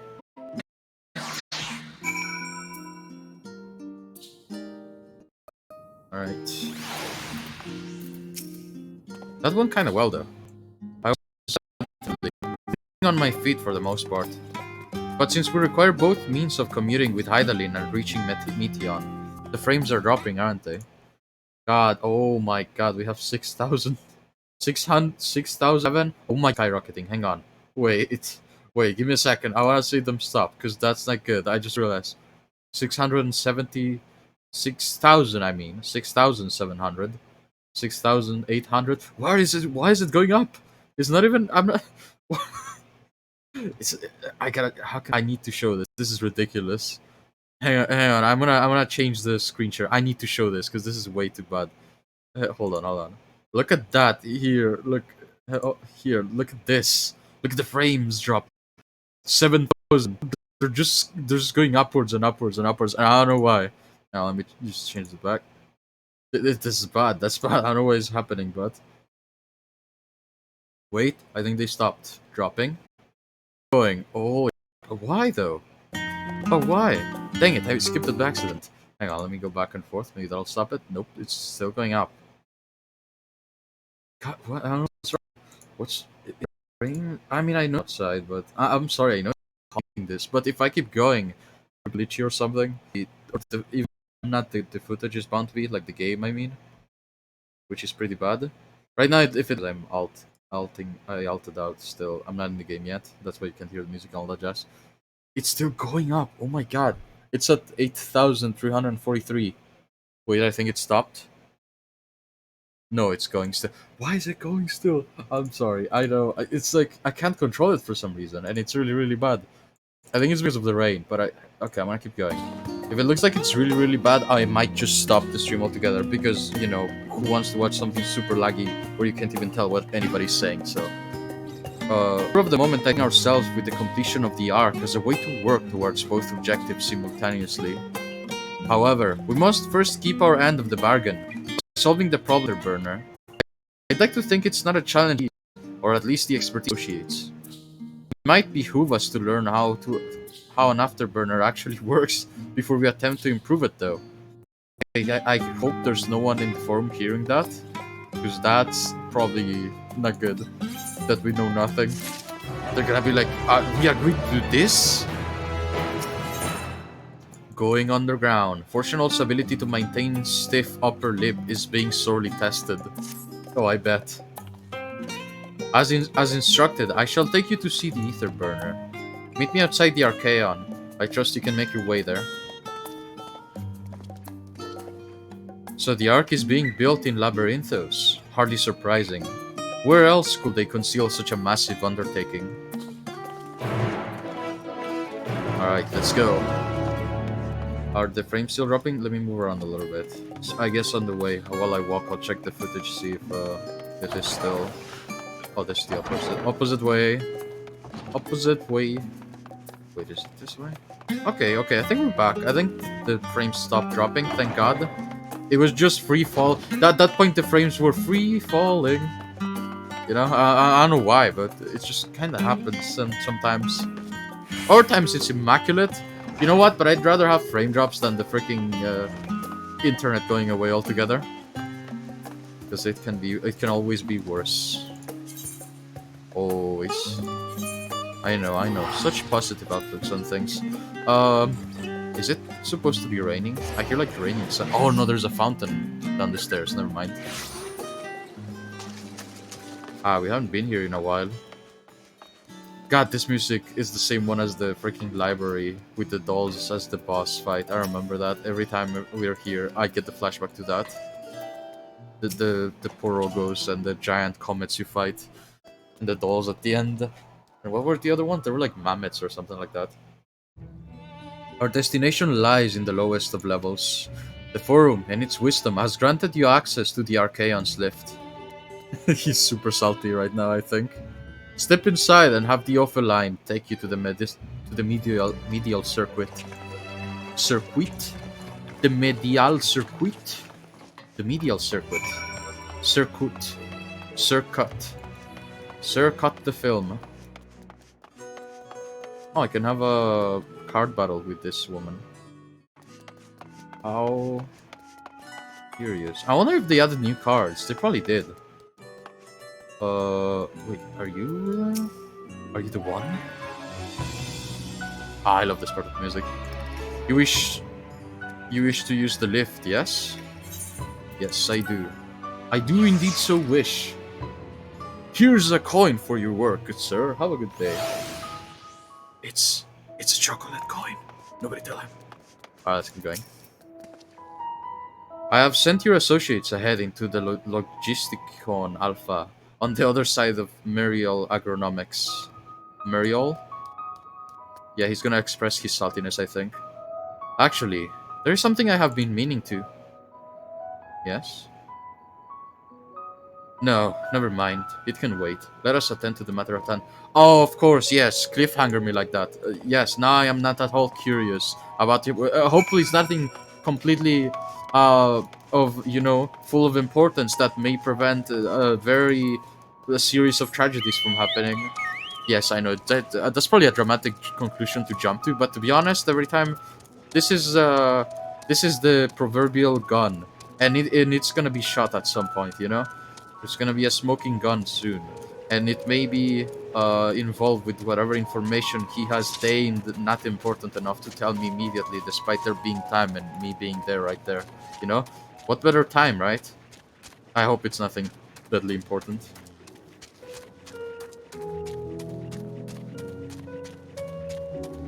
Okay. Let's go. Sorry, I forgot what I was saying, so I just switched to Mario. I don't think I can do his... I still can't do his voice for some reason. Okay. Shouldn't be that far. Did I ever... I think I got the most currents. Maybe if I can finish the currents here? Labyrinthos. 1, 2, 3, 4... Oh, no. We need 6. Thick... Still... No. I was gonna do a list, but this... I can't do it. I can't say it properly.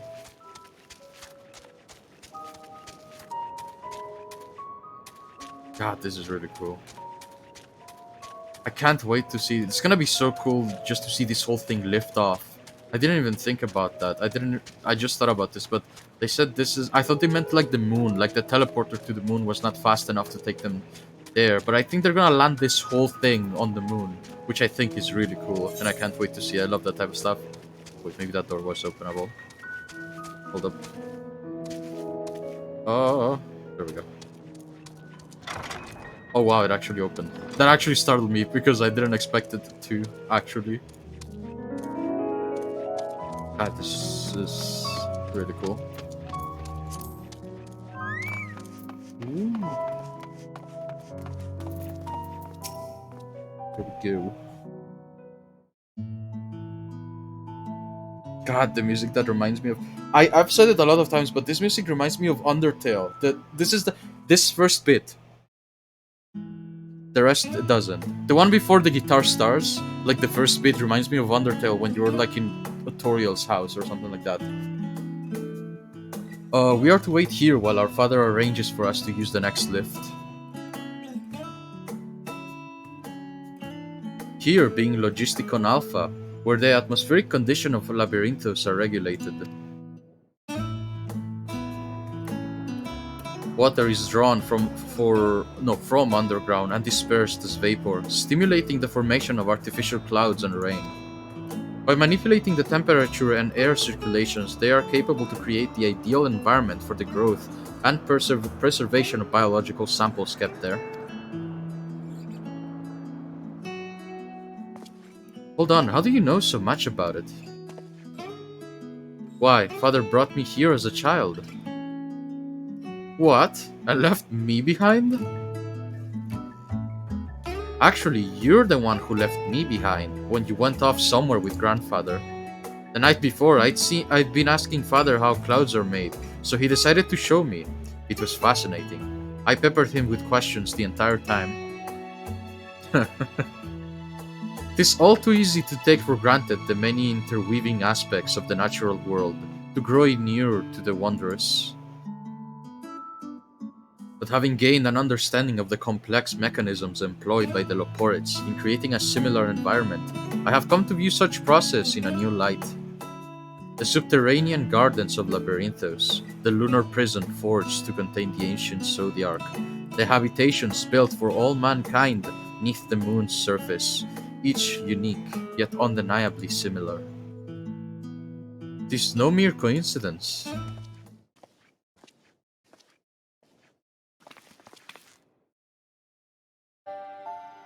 Ever since Hydaelyn unfolded to us the grim fate that awaits, Etheris, every essential resource we could spare has been delivered to Labyrinthos in preparation for the Great Exodus, but that is not all. It is also a testing ground for the technologies that will allow us to settle on distant stars. Though the Loporids have endeavored to make the moon inhabitable, that is not our final destination. Mankind must learn to propagate life where there is none, to thrive where all is barren. Alas, time is not on our side. I have arranged for you all to enter the central circuit. It is there that most of our preparations for the Great Exodus are carried out, the construction of the Ark among them. Though our plans have been made public, access remains highly restricted. You, however, will not be subject to said restrictions, and will have free reign to come and go as you please. Such was the will of the Forum, after all. We will prove ourselves worthy of their trust. Your trust.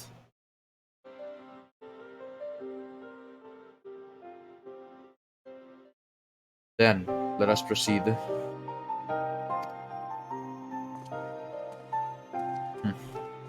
Still mad, I think. He always looks mad, though, to be fair.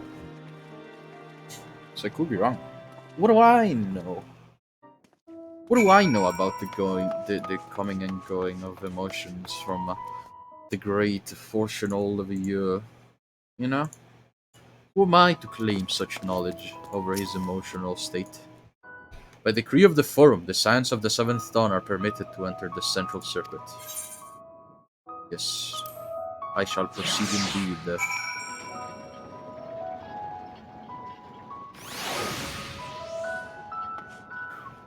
I couldn't whistle. It's pretty though. Alright. The ether burner is being constructed not far from here, overseeing the work of Kokol Dan Kol, after whom the forge is named. Once the necessary introductions have been made, I shall leave you with him to discuss the particulars. This way. Okay. So I guess maybe I was gonna say no one knows what he's doing about the afterburner, because you know no one is knowledgeable about it, at least in the current group of science. But I guess maybe Urian J is bound to, because he did say that he. I mean, I guess I don't know. It's not like he's suddenly a space engineer or anything, right? That would be unbelievably unbelievable. What am I doing? I have a chocobo.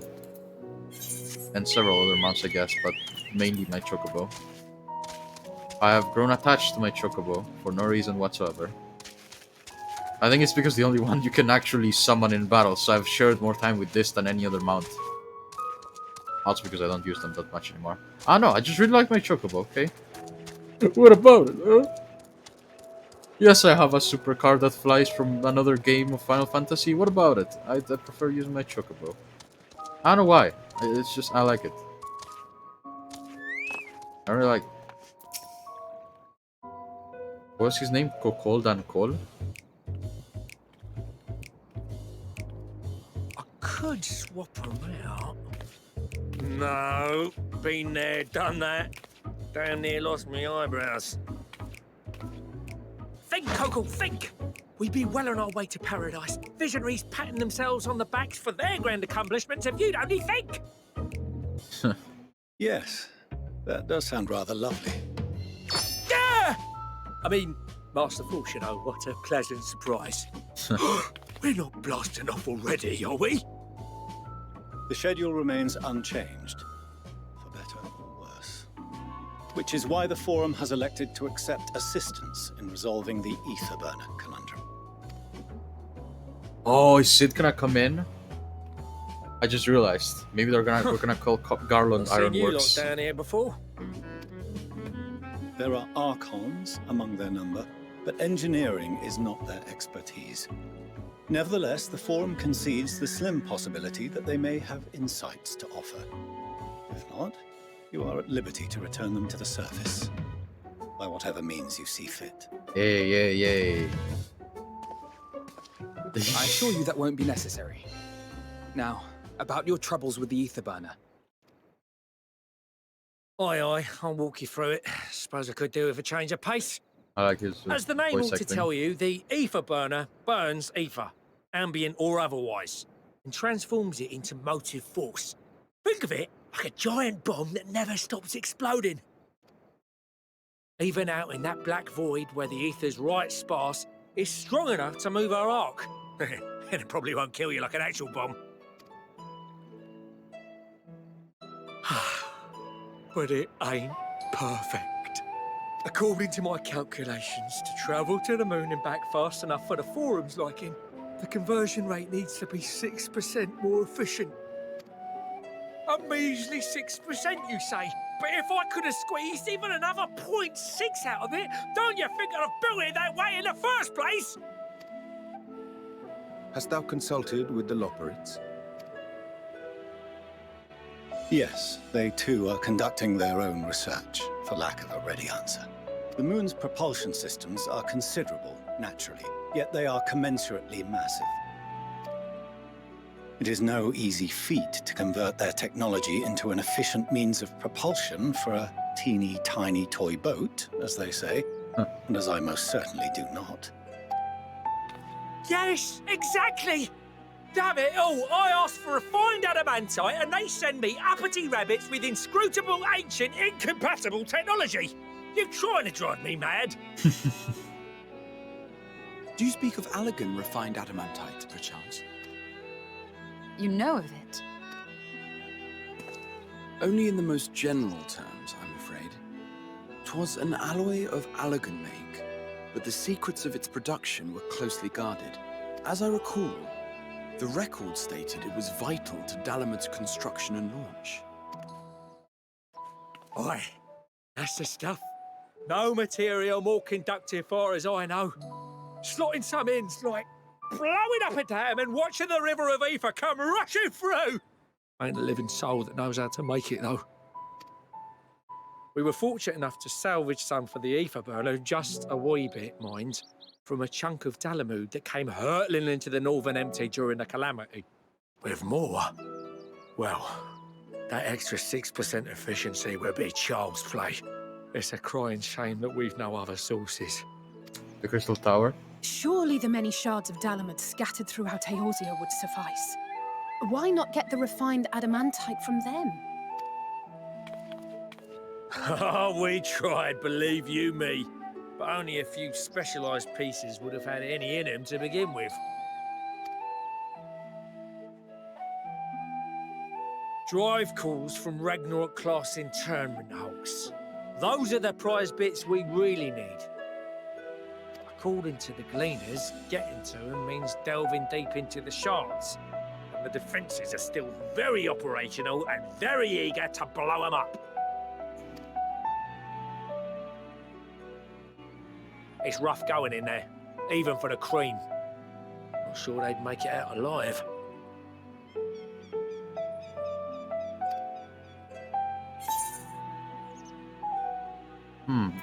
Do I need to go fetch them what's-its? It sounds like a job for someone else. I'd like to think Sid is gonna come in on this. And Garland Ironworks. That may be for the best, though you doubtless find the task too dull for your liking. I mean, I don't mind. There are multiple internment hulks in Eorzea alone, so handling this ourselves may not be the most efficient option. Garland Rather, Ironworks. if we could salvage adamantite from the shards simultaneously... Thancred, is the link shell we established before you went to Garlemald still active? Of course. The floor is yours.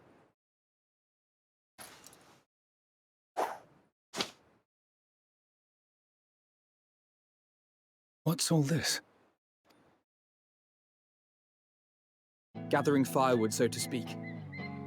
We alone can accomplish little, but joined by others, we may yet build a bonfire to carry us heavensward. So many references just then. I think Alfino has been making it the references to carrying, or at least they've been making a lot of reference to carrying firewood that from like Alfino, I guess.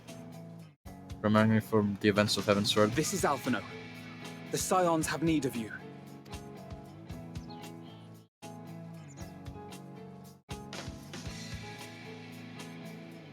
Understood. I will contact the Lord Commander and dispatch our finest at once. My sisters are somewhat preoccupied with the final days, so I will lead the Britannia. Twellswood expedition myself. Are you aware of any other sources of refined adamantite? Logically, such an invaluable alloy would have been utilized solely where absolutely necessary, in components intended to conduct or collect surpassing amounts of ether. Any extant instrumentation or devices would have likely found their way into the hands of etherologists. Or enthusiasts. Enthusiasts.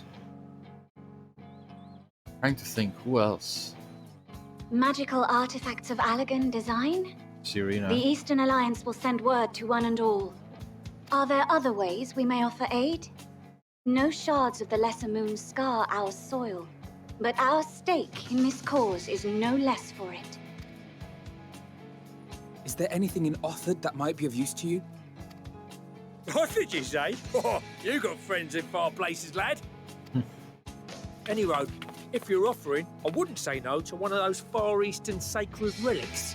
Some of them can hold enough ether to summon a whole damn primal. Combine a source like that with the ether burner, and 3, 2, 1, kaboom! I gather you heard his explosive enthusiasm. Might you secure us a suitable relic? It shall be done. I know little of machines, but I promise we will do our utmost to gather the materials you need to finish your starship. I am glad for the work, in truth.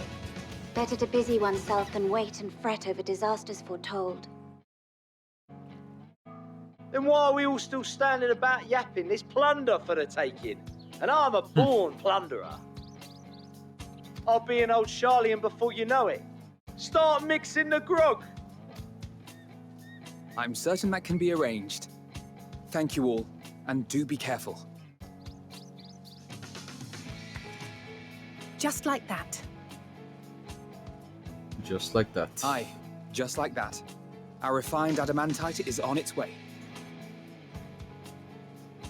Now let us consider our next steps, shall we? There's yet much to be done.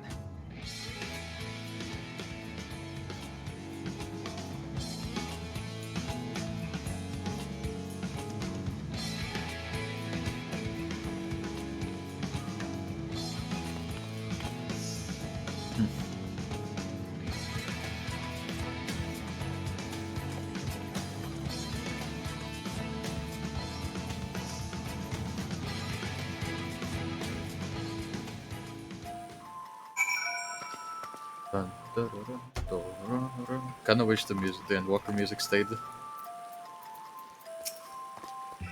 It's times like these we're reminded of how famous or infamous Alfino has become. Would have thought he could have achieved so much with a single Link Pearl conversation. As we're expecting a rather lot of visitors in the near future, I'd best return to the surface and inform the relevant parties. I also have contact my own that might be worth a try. Oh, and who might that be? Who? That's for me to know and you to find out. And on that note, I leave matters here in your capable hands. Best of luck. Oh no. I hope it fits with what I'm wearing now. Oh man, my family will be very annoyed, meanwhile in Ulda, to know how much I care about clothing on games, but not in real life. They're like, what? You worry about that there, but not here? I don't know, not particularly picky.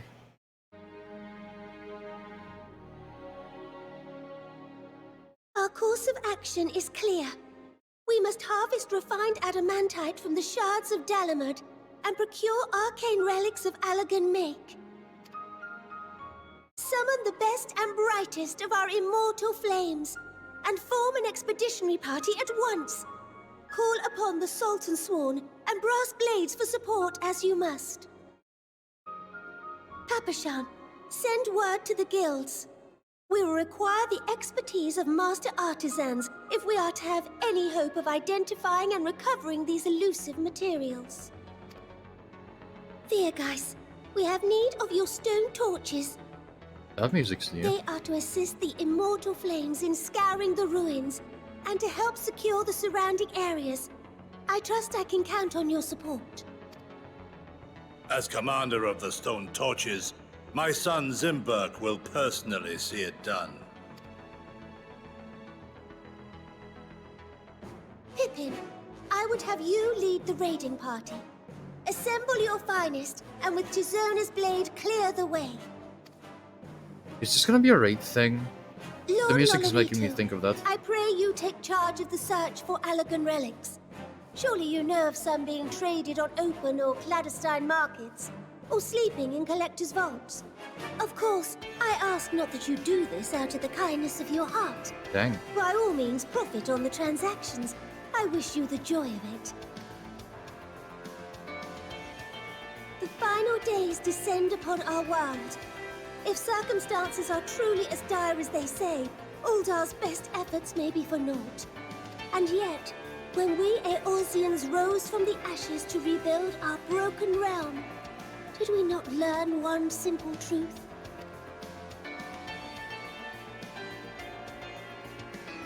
That which seems all but impossible to overcome alone may yet be possible if we stand together.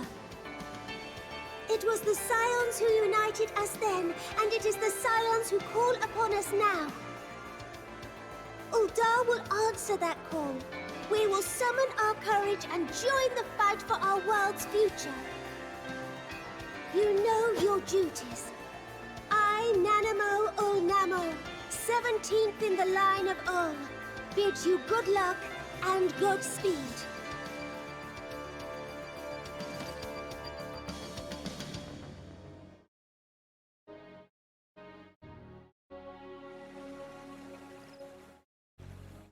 Meanwhile, in the Black Shroud.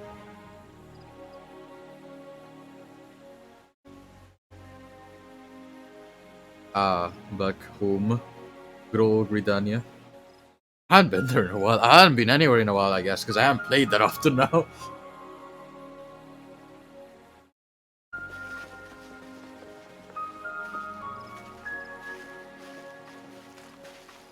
The God's Bow.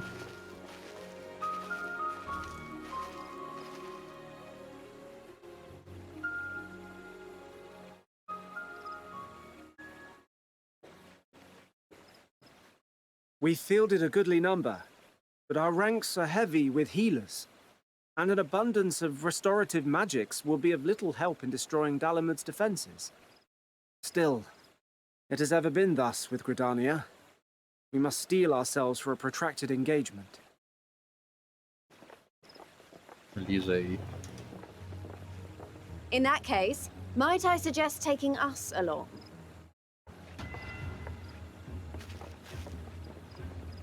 They're going hard on the new music, huh? Commander Hext, what are you doing here? None of the shards in Girabania are big enough to hold an internment hulk. So we said to ourselves, why not lend our neighbors a hand? We thought you might be short on people with a talent for breaking things. While it pains me to admit it, you are right. Our deficiency so plain to see. It might have been a lifetime ago, but I was once one of the Scions assigned to the Shroud. Ooh, yeah, I remember that when we first heard Papalimo so long ago. I know this forest well. I know your people. And I know we will be stronger if we fight this fight together.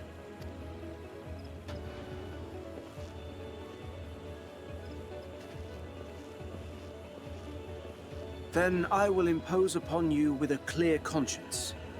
Come, let us speak of how to integrate our forces.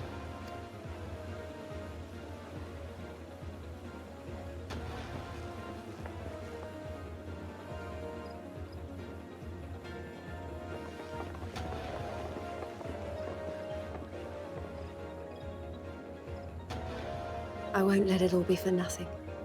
I promise you, Papalimo. Oh.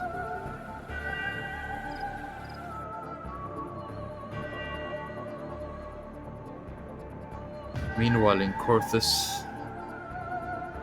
Oh yeah, I think we're nearing not necessarily the end, but we're nearing we're getting there. Getting there. I'm getting goosebumps. There you are. The Mandalay. We've no time to waste, brother. Everyone has already...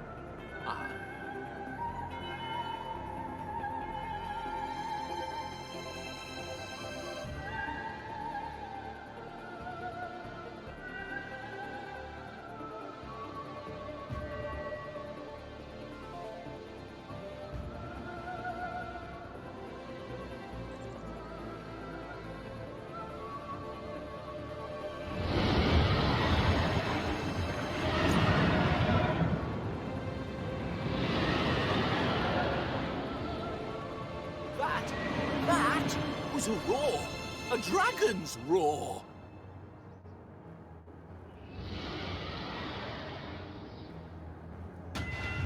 That looked like a bird, honestly. Meanwhile, in the Ruby Sea. Oh man. Oh yeah, we haven't seen him in a while. What was his name? So, Helsing? in Hancock. summation, the Eastern Alliance, as well as the Honourable Lord Lolorito himself, reached out to me for assistance in procuring these treasures of the divine, and I, in turn, do beseech the Confederacy for aid.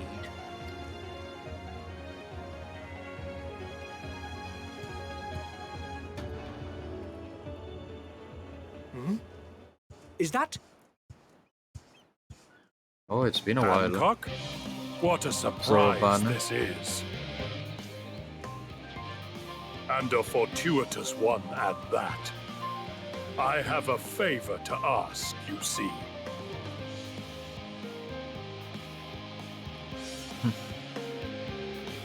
I'm sorry, I know I don't remember a lot of the characters' names, but I remember their actions and everything. That just... Oh, the music. Which one was this from? It was from the Shadowbringers. No, it's from this trailer, the Endwalker trailer. No jump too small, I hope this music doesn't stop. Alfino is resisting the urge to pat himself on the back. Wait. Wait.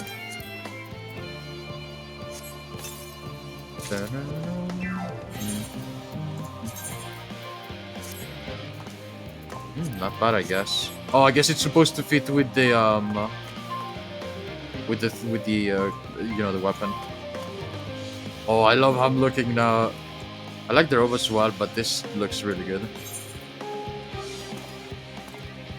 Well, since they don't really show my face because of the rim of the hat, I might as well put on the mask, right? Oh yeah. I really like this combination of clothes. Please tell me the music keeps going though, because I really like it. Though our friends are searching for refined adamantite and sacred relics, we will only know if they meet your requirement once they have arrived. In the meantime, is there aught else we might do to be of service? Ha! You've already done more than enough. If I had to say though, I could use someone who knows a thing or two about Alagan technology. You there! The lad with the red eyes and matching hair. You seem to know more than the average scholar.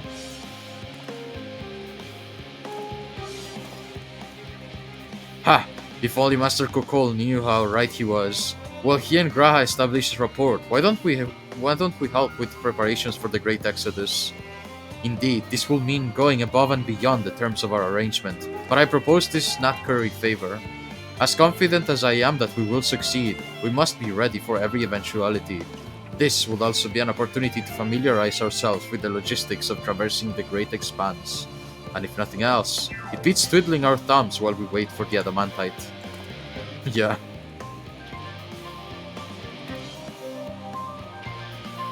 Well, ain't you a bunch of helpful buggers? If you have a mind to lend me a hand, I know where you ought to go. Charlie and Hamlet is lousy with researchers and scholar types, busying themselves preparing for the Exodus. Ha! That lot need to all the help they can get. Well then, off we go. Oh man. Oh, it's still going. Is it gonna keep playing the whole time, I wonder? God, I don't know how I'm looking. I look like a mysterious mage approaches with the guns. Oh, still down there. I thought oh, okay. Hold on, let me check the frame drops real quick. I know. 9,000! It's over 9,000! 9,497 frame drops. Holy crap. Oh wow, we still have a big chunk of this map. Probably about all of the maps should have a big chunk we're missing. But I'm still kind of surprised.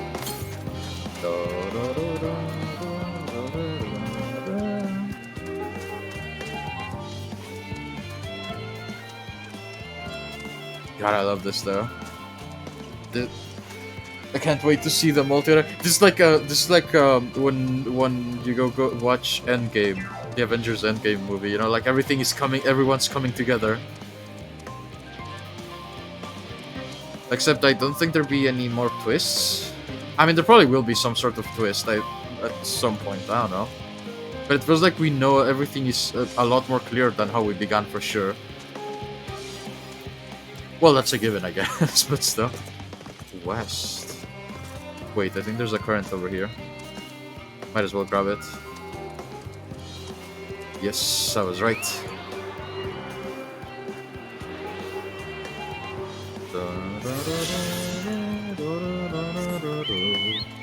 Alright.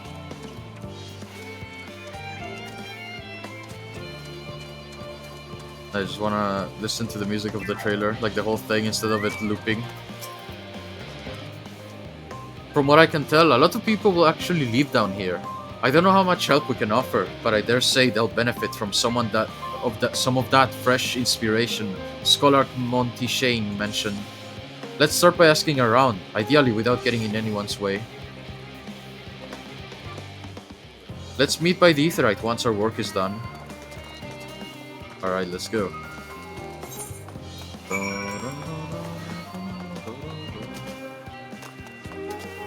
Oh, I wish they could. Why can't they put the invisible wall after so you can stand on this? That's kind of a shame.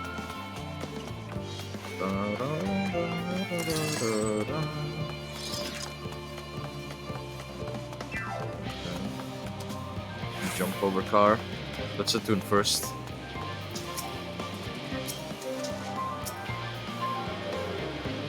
You need waterproof boots or something for attuning to this Aetherite.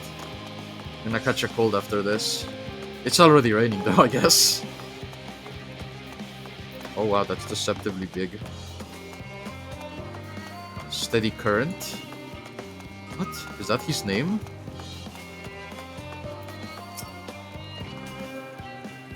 Helping with the arc? Even with all the power of Master Coco's managed to squeeze onto the ether burner, it's still not enough apparently. And now I hear the final days have arrived. Horrible creatures running rampant all over. If only we'd begun the Exodus sooner. People are dying, and there'll be no end to it if we don't fulfill our duties. But we will. We've spent years preparing for this moment. Believe in the plan, and all will be well. Believe. Maybe over here? Dun, dun. No, okay, let's go back then, because I don't think there was anything that way.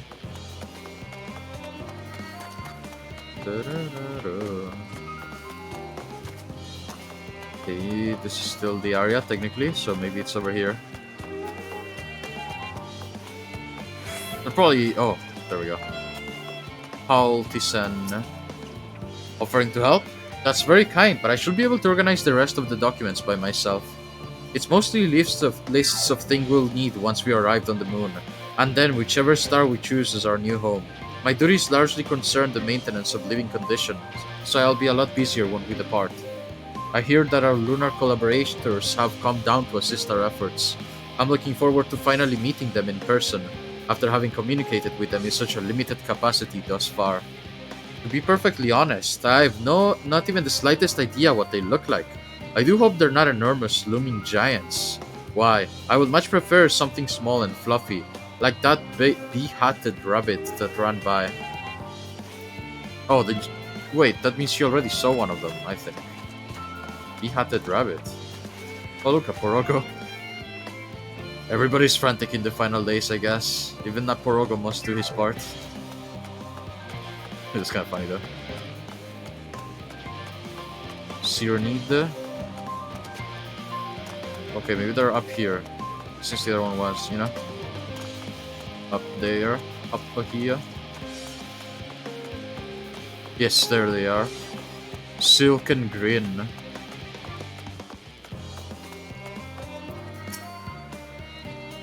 What is it? Oh, hello. Are you one of the new helpers?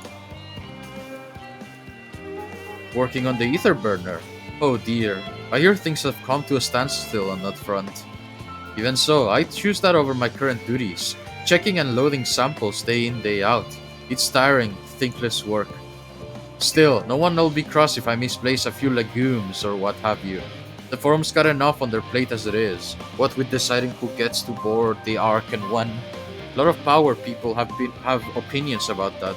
A lot of powerful opinions. Powerful people, I mean. My heart goes out to Master Fortuno and the others. Hardly get a moment's rest, I expect. Do they even have time to sleep? Dang. Distressed chef. Huh.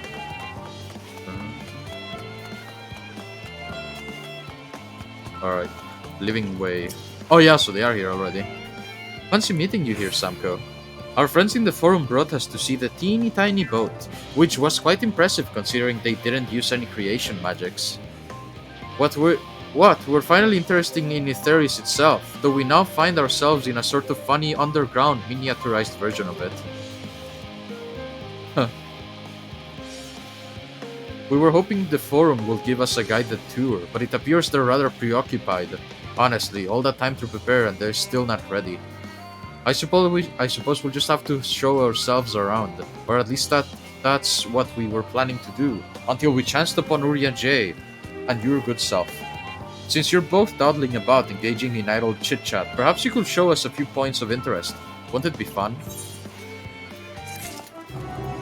I mean, I guess, but... wise guides. Try as they might, Urian J cannot free himself of the Loporits. A tour of Labyrinthos. An unexpected yet prudent suggestion. Given the similarities betwixt this artificial environment and Bestway's burrows, it would be in our best interest to have Loporits acquainted themselves with those conditions deemed optimal by their Charlian collaborators. I fear, however, that the continued reliance upon my limited knowledge will risk narrowing rather than broadening their perspectives. Mayhap thou art better suited to lead this venture. What a marvelous idea! Might we begin with that great big what's-it over yonder? Ah yes, the what's-it. I shall leave its explanation to Samko. Wait, so why does he go away with them?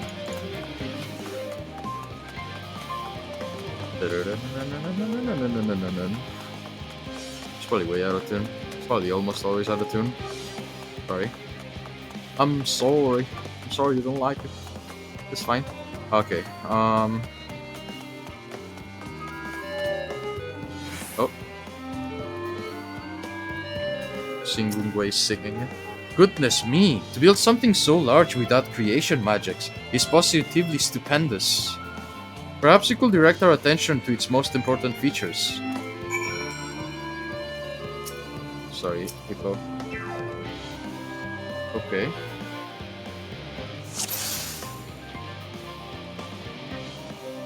The spinny thing, maybe? Wait, something shown. Tanks? It's a little hard to see from here, but that is a golden pipe connected to the top of those tanks.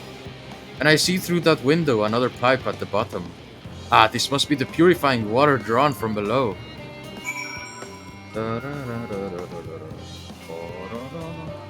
Bue, adventurous ambistoma. You spot an ambistoma, an especially lively one at that. Oh my god, is this a reference to when we were in Elpis? You know, the one that went up a tree and got her stuck up there?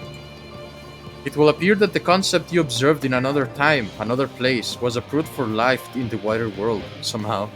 Ah. Wouldn't be the first one, though. I like that that's the thing, though.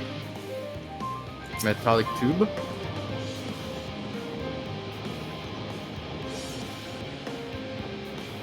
Sorry. Is that water I hear inside the great big tube? It must be because of the cogs that gigantic wheel... Wait, what? It must be because of those cogs and that gigantic wheel at the top. Oh, I see. That's how they drop the water. There's probably some sort of spiral-shaped mechanism inside it, too. Okay. I never was supposed to find that, but I like that we did the... Not the wheel? I would have thought the wheel. Mushroom-like thing. That looks like the trees in the Greatest Ends Vale. Hold on, that's a bit of a strange shape. It's thin at the bottom, but big and round at the top. Quite tall for something so unbalanced, too. Now it makes sense. That's where they store the water.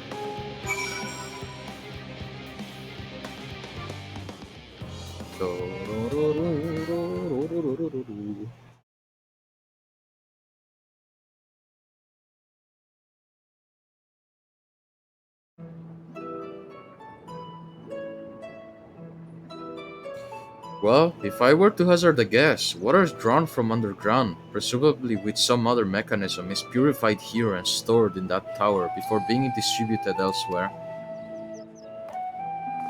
I'm right, aren't I? I knew it. A design brilliant in its simplicity. I dare say it will take only a moment to install even the harshest in the harshest of environments. For us Loporis, that is. Indeed, securing a reliable source of water is of the utmost importance for any fledgling settlement. We have read, however, that people of Etheris sometimes make their homes in arid deserts and such. How are they able to survive? Many settlements in Thanalan are built near an oasis. Areas near waterfalls are common sites for villages in Girabania. This one better. So, wherever you choose to live, you're never far from water. Oh dear. I worry we won't be able to procure the necessary amount. We can't provide enough water to keep them from dying out completely, but it will appear they rely on it far more than we'd anticipated. A few adjustments may be in order. Once we've calculated the average rate of consumption per individual, it may also be worth learning more about how exactly they obtain their water in the first place. Master Alfino spoke of the machinery responsible for that feat during our journey through Logisticon Alpha, did he not? Mayhap the Loporits will share his appreciation for the engineering marvel. Oh yes, that sounds absolutely splendid. We must journey beyond the sanctuary of Charlian Hamlet. I shall lead the way. You mean you'll have to brave the untamed wilderness? A valid concern indeed. We could not help but notice the many dangerous-looking creatures with big, nasty teeth lurking beyond the safe confines of this settlement. Were we not escorted here by burly custodians, I dread to think what will become of us. Regrettably, to many a hungry predator with the aforementioned big nasty teeth, Loporits may appear to be potential and rather appetizing source of sustenance. Might I impose upon thee to assist in securing safe passage through Logisticon Alpha? For my part, I shall act as an escort to Living Way and Cooking Way. I entrust Singing Way and Growing Way to thy care. Oh boy. It's actually kind of scary to think about. They could just literally just get picked up and chumped on in one bite. A more valiant protector they could not wish for. Godspeed.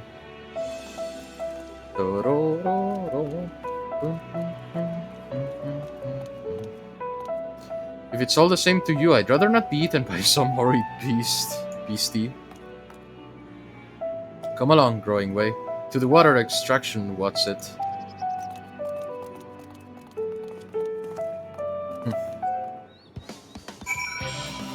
Alright, hang on, let me check the thing and the thing and the thing. I might do like an hour and a half more. I don't know, I gotta be honest. I got hit by the inspiration.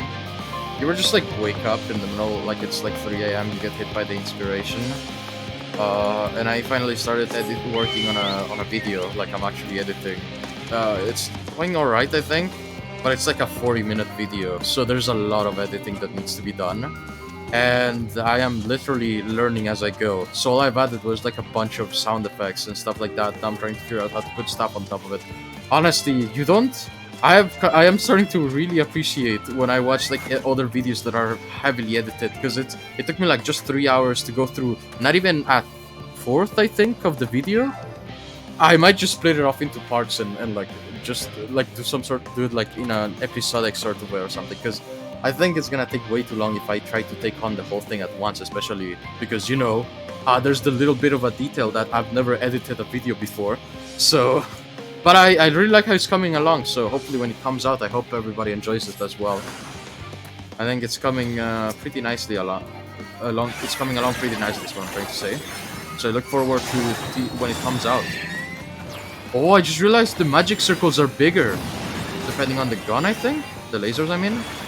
I'm not sure though. Maybe it feels like that way because the lower lasers are bigger, but I'm not sure, to be honest. It really feels like it is the case. Okay. I don't know, man, but I really like these cannons. A burning Anala.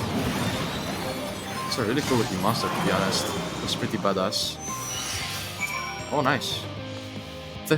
Thank you so much. I really hope this water extraction Watset is worth these harrowing experiences. All part of the fun, some might say, but I'd rather not be burned to a crisp if it's all the same to you. Yeah, that's fair. Fair enough. Fair enough. But yeah, I am advertising it, but listen, it's gonna take a while before it comes out. I'm just saying that's my excuse if I'm yawning a lot and stuff like that. And I did now and then, unless like something happens, I feel myself zoning out a little bit. I'm still paying attention. Nothing's flying by me and or anything like that. If I do, I will say it more than likely. So I do apologize if I have come across at any point or will in the future a little bit parrot-ish. It's just I started like very early, and I worked on it almost all the way till it was time to stream. So, you know, I'm still not quite satisfied. There's still a bunch of stuff to add, and I'm literally watching tutorials as I do it. It's probably not the way to do it, huh? But my ability to retain information is pretty bad, so it's better if I do it that way. My friends, I bid you welcome to the Logisticon Alpha. Our destination doth lie at the lift stop. Pray, follow me. Oh, I thought we were going further down. Aren't we going further? Oh, no, we are going further down, I mean. Up. We're going back up, not further down. You will need to use this lift should you... Oh, yeah, I just don't need to read that.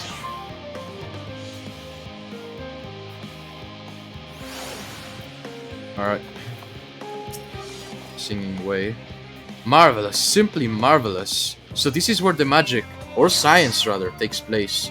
The perfect environment to sustain life. Artificially created.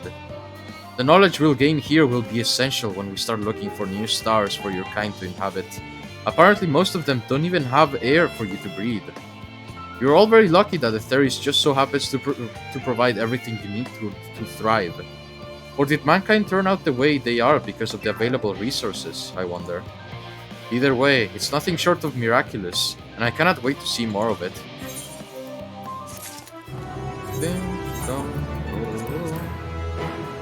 New pants. Oh, nice. Although I kinda was losing the dark tones because of the pants. Kind of a shame, I guess, but whatever. Whatever, man. Agriculture shock. Cooking Way is eager for a change of venue, or at the very least a change of what's it. Oh yeah, they're finally gonna see something other than freaking gigantic different colored carrots. This is all very wonderful, I'm sure, but I was rather hoping to learn more about your nourishment provision facilities. In other words, where is the food? I believe both the knowledge and consumables you seek may be found at Merial Agronomics. As I imagine Singingway and the others intend to study every conceivable facet of this apparatus, wouldst thou be so kind as to escort our visiting culinarian? Yes, that sounds much more interesting. Hopefully I'll be able to see firsthand some of the delicacies Urianger was telling me about. Even his incredibly vivid and if a bit too verbose descriptions cannot compare to sampling them myself.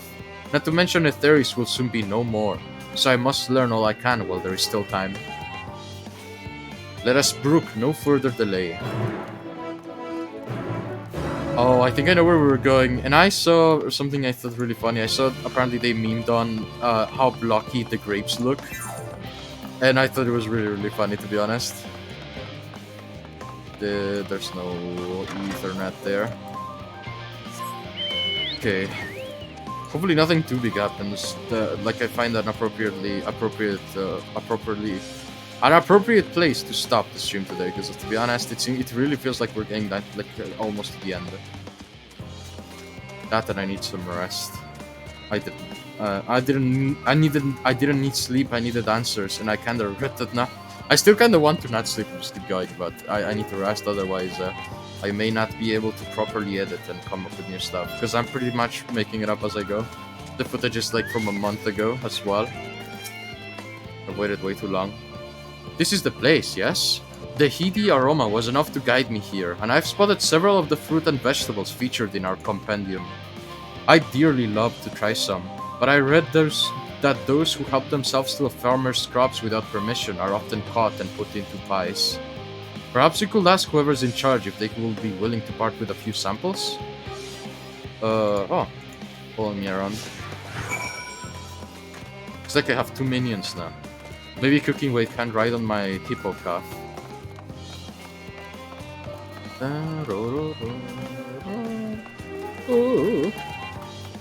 Jipke.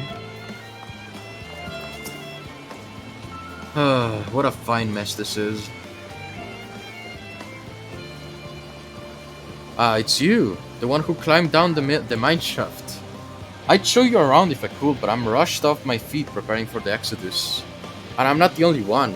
We've all got to find ways to do what we do down here. What we do down here up there. First on the moon, then on whichever star the forum decides will become our new home. It's all so sudden, so unreal. Don't you want to go to the moon? Well, it's better than waiting for the final days to claim us. But no matter how carefully it is planned, we'll never be able to take every variety of flora and fauna with us. Even the ones we can take may not survive in their new environment. So many species doomed to extinction. Sorry, that's not what you came to talk about, is it? Nothing is quite so dire, I assure you. We merely wish to sample a little of your produce, if we may. By all means, help yourselves. Much appreciated, my good fellow. So where to begin? Where to begin indeed? Agriculture shock. Dun, dun, dun. Dun, dun.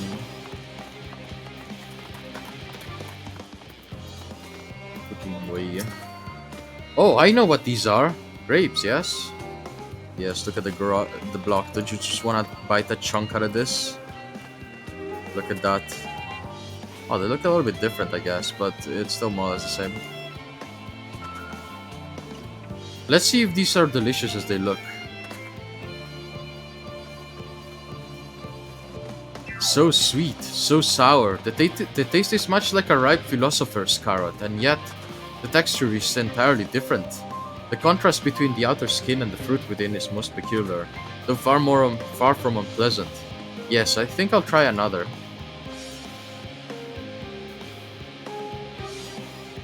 Well, that's certainly given me food for thought, though in far less visceral manner than any philosopher's carrot. But tell me, what is your opinion on grapes? I'd brave an erupting volcano for a choice bunch. Meh. Ghastly things, I'd rather read rancid gigantoid eyeballs. Let's go with this. Are good. Yes, there are rather Moorish, aren't they? And from what I've read, quite versatile too. Something about people stepping on them to make intoxicating beverages, as I recall. Anyway, that's enough about grapes for the time being. On to the next street. This feels like a side quest, to be honest. It doesn't fit with the urgent music. A little bit weird. Orange by name, orange by nature. What came first, the fruit or the color? Who cares? Let's eat.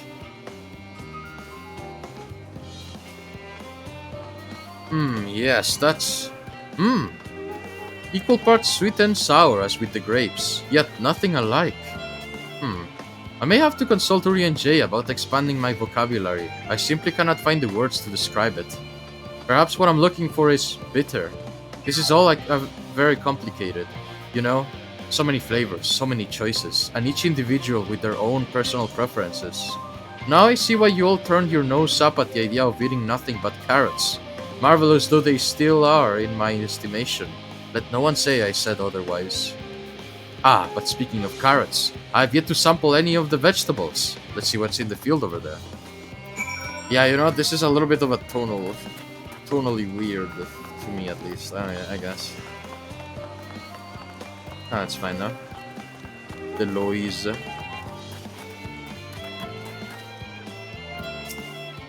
The color, that color, that texture. Are they some sort of enormous round carrots? Oh, pumpkin? No? In any case, proper nomenclature is less of a concern than the taste. Bleh, it's so hard and flavorless. It may as well be chewing from a piece of wood. That all but confirms it. These are nothing more than misbegotten failures masquerading as goodly carrots. Stop, stop, stop! Can't you see these are pumpkins? And no one with any sense will try eating them raw. You're supposed to cook them first. Do you not find it an awful bother? Far from it, cooking is a joy unto itself. And what's more, it broadens the range of ingredients we may safely eat. But above all else, cooking allows us to draw our full potential of our procedure. Pumpkin stew is one of my favorite dishes for as long as I can remember. Then perhaps even the hard blocks of plant matter can become as delicious as the orange I sampled. I wonder though, if there is anything even more delicious, how about that yellow fruit over yonder? It's a banana? Maybe? Yes, probably. Almost definitely a banana. Oh, a mango. Never mind, I was wrong. What a wondrous fragrance. With luck, I'll have a flavor to match. As I have no idea how these are eaten, I'll just bite into it. I think you're supposed to take the out part. Oh, is it a... No, I don't think... what's it called in English? I don't remember. Pineapple, that's it. Maybe it's a pineapple? My tongue, is this poison? I don't know, it doesn't look like a pineapple. A lemon? You mean it's supposed to taste like this? Oh, okay, that makes sense. It looks very big though. How can something so similar to an orange be so revolting? Ah, it may be some... Oh, alright. I'll reply in a second. I don't think I can use the chat while I'm this. Ah, it may be some time before my palate recovers from this ordeal. As such, I had best call an end to this round of sampling. Let's say our farewells and return to the others. Hang on. So. Thank you. And, happy host of these to you as well. There we go. Alright, okay. Break. Jepke. That's a really cool looking spear. Finished, have you? I trust you found something to your liking. I am rather enamored with the grapes and oranges, less so the pumpkin, though I learned the hard way that they're not supposed to be eaten raw. Nah. Well, kinda yes, but doesn't matter. Then there was a lemon, the deceiver. I still feel so violated. First time, was it? I'd hate for you to leave with a bad taste on your mouth, in more ways than one, so I'll give you this lemon muffin I baked. If this doesn't change your opinion, nothing will. More lemon? Have I not suffered enough? Nevertheless, it would be remiss of me to spurn this opportunity to... Oof! Bit of sick came up there. Learn more of your inscrutable ways. Very well, Lemon Muffin. Do your worst. Where is she? Oh, I guess I'll have to reply after the cutscene. What is that noise supposed to be?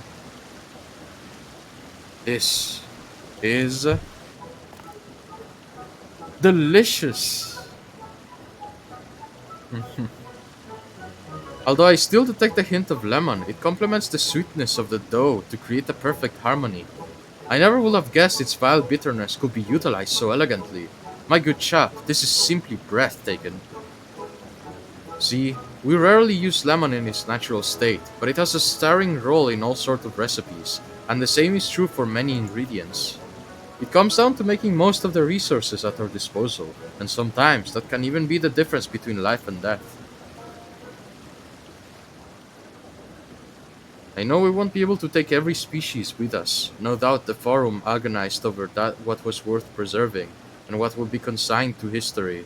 Hard choices, but make them we must if we are to survive. Such strength of will. Now I know what Hydaelyn sees in your kind.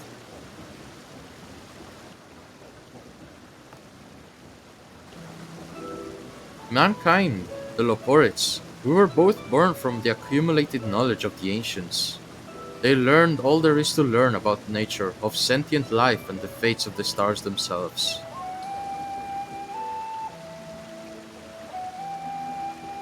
Once a civilization has fulfilled the basic requirements for survival, it will inevitably seek to eliminate all forms of negativity and achieve perfection. And therein lies its folly and its downfall. For perfection is an unattainable ideal. It is the paradox of the immaculate carrot. Yet civilizations since time immemorial have deemed the pursuit of perfection as progress. They pay no heed to the costs incurred in their futile quest, and all too often become the architects of their own demise, their dreams forever unfulfilled. What then is the alternative? The answer lies in knowing that our existence can never be perfect, to be content with what we have and make the most of it.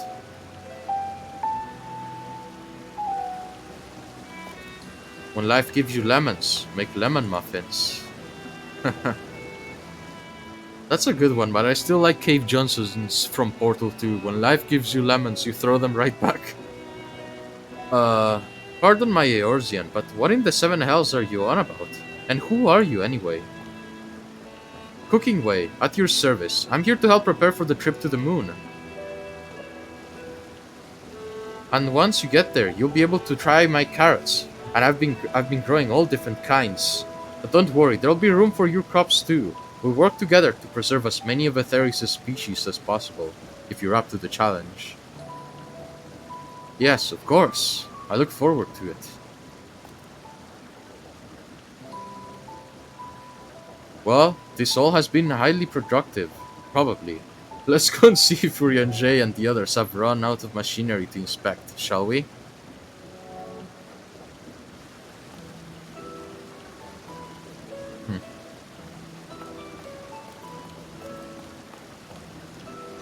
Alright. See, the music's just so like oh, it's such a hurry, that stuff. Alright, let's go. Alright, I should probably answer that. No sweat? Or don't worry about it. I don't know what seems more appropriate. Just don't worry about it. Don't worry about it. I do not mind. Don't text and ride. Thank goodness we can go through the trees and I didn't get just absolutely slammed. Oh, unable to send tell recipient is in a restricted area. Oh well, that's a shame. That's fine. Hopefully he gets it delayed, like after he gets out or something. That's really weird though, because I've received tells while I was on a duty. So what kind of restricted area does it not let you have the whatever. It's fine. I already have worded my sentiments, and that's all that matters. I'm fine with it. Heck, who'd get mad at being wished happy holidays, you know, or post happy holidays, whatever. That was most enlightening, especially the part with the lemon muffin. Actually, I was wondering, do you know any other places famed for their cuisine? Limsa is home to the Culinarians Guild, and many less than savory establishments. Late again? Don't worry about it, man. You're still quite on time. And also don't worry about it again. Far Eastern has oodles of noodles. Like that. Also, welcome. Cool that I had time to visit. The more I learn of Etheris, the more I wish we could spare time before the final days. Alas, Hydalin's orders are to flee, not to resist. If only there was some other way. Indeed. I'm gonna stream for a little bit longer today anyway. Well, like, it was like another hour, I think, ish. We have Sage Council. Uri and Jay appears to be tallying the Loporits in preparation for an imminent departure. Samko, I trust thy time at Meriol Agronomics did bear fruit. So for our stream, yeah, more or less. But if there's like, if we're like at the like 3 hours and 30-minute mark or something like that, and it seems like there's gonna be something that's gonna take it like way over, I'll cut it short, because I am actually working. Before this, I've been working on editing my first video. It's not like a stream thing. Well, it is, I guess. Not really, no. Like, this is not something that has happened on stream. I recorded something with a couple of friends a month ago ish, and it's like a 40-minute long video. So I'm like editing the crap out of it for you know, uploading it on YouTube. So and I started very early in the morning.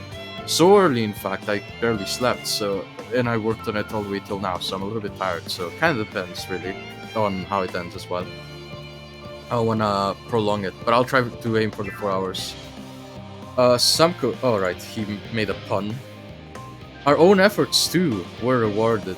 We now possess an embarrassment of educational riches. No doubt our guests' relentless pursuit of knowledge could occupy them and us for a fortnight. Alas, time is of the essence. Let us return to Charlie and Hamlet forthwith. I shall gladly attend to each and every Loporit there, should further questions within my power to answer arise. Oh yeah, and check this out, I did end up getting machine guns. Well, I can't pull out my weapons yet, but their machine guns is really cool. Ah, really happy I got it. Got sadly they don't have any like gun noises or anything like that, but it's still pretty cool, I think. Alright, let's teleport. Let's go. We're walking to the end. We're getting there, I think, anyway. Slowly but surely.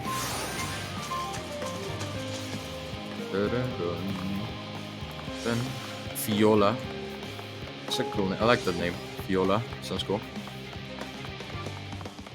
Alright. Growing way.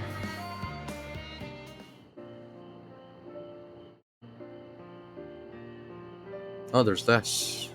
There were like 5. Oh wait, no.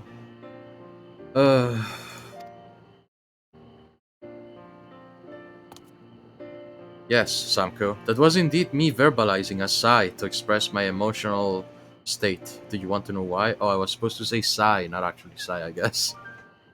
Because I saw the reconstructed environmental data for Etheris at Logisticon Alpha. That's why. A forest so lovely and so leafy. Are all of your forests like that? The Black Shroud is quite leafy indeed, and a place of utmost tranquility. They're verdant at least. The trees of Dravania stand particularly proud. You should see the forest in the first. One was purple. Oh yeah, it was. It was kind of a pinkish, more like. Still kind of cool though. Oh wait, gasp! Gasp, I say. With a star so wonderful, it comes as no surprise that you're reluctant to leave it behind. I was a fool to think otherwise, to assume that the moon was something worth being proud of. How ridiculous we must seem to you, trying so hard, yet achieving so little. Not at all. Thy works are no less worthy for their uniqueness. I thought I heard tiny voices. Oh, thank you. Oh, Thancred. Had I known, I would have waited to say Thancred for my reaction, because they also reacted by saying Thancred. How didst thou fare? Oh, I was able to glean a fair bit from the researchers while helping to move their cargo. Preparations have proceeded without interruption here, despite the news of the coming end. We have the forum's leadership to thank for that. That doesn't mean people aren't worried, though. Quite the opposite. Knowing disaster could strike at any moment, they hurry to complete their work, equally aware that a single error could be the difference between life and death, and we can hardly tell them there's no cause for concern. Perhaps not. Though aided by our goodly growing way, we may yet find other ways to lighten the burden. Me? Be of use to people? I'm honored that you will think me so capable, but I'm not sure that I'm up for the challenge. Nevertheless, I believe in thee. If you say so, I suppose it can't hurt to try. I passed someone moping in the western plaza. That looked like to... Wait, mopping? Moping. That looked to be in the need of a helping paw. Perhaps you might start with him.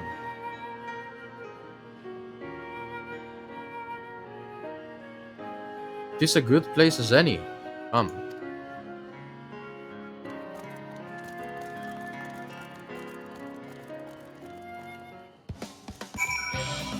Such dramatic music. Okay, the frame drops have not come back. That's good. I was a little bit worried about that. We're good though, I think, for now, at least.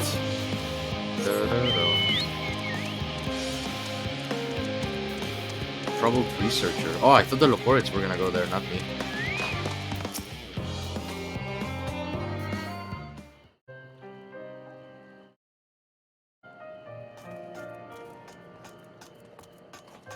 Oh, it's a combo. Me and the Loporits. And Doreen J.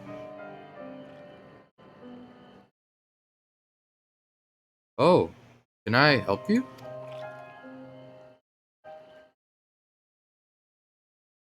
It is you who will help me? Is my anxiety truly so obvious? A burden shared is a burden eased. Pray, tell us of thy troubles. Those little fellows do look like good listeners. I am an engineer, you see, and what they say of the ship, that it's the sum of decades of Charling ingenuity, that it's built with peerless elegant technology is all true, but... I know that none of that's a guarantee. We've never before launched a star-faring vessel, let alone flown it in the great expanse. All the tests we've run have been on the ground. Only operational personnel and cargo will be aboard for the first voyage, but even so, if it fails us then, what can we do? And if it doesn't, it couldn't fall apart on the next flight, on the one after that. It could fall apart, I mean, not it couldn't. We've done everything we can to prevent that from happening, but it hardly matters. We thought the ether burner's design was flawless too, and look how it turned out. Thou art familiar with the most daunting technologies, and dost thou hold power to allay his fears? Oh, I'm not sure about that, but, well... Maybe you could tell me if there are any aspects of the ship's design that you're especially worried about. Our ability to walk about and perform tasks, for one. I've devised a means by which to employ gravity, a spatio-temporal spell, to regulate the environment. But what if it's not strong enough? What if everyone floats away and begins crashing into things as soon as we left the star? Aha! Gravitation. Maybe I can help after all. Up there is not so different from down here, you see. The same rules apply, and if you consider them as a part of one great big cosmos rather than as separate places.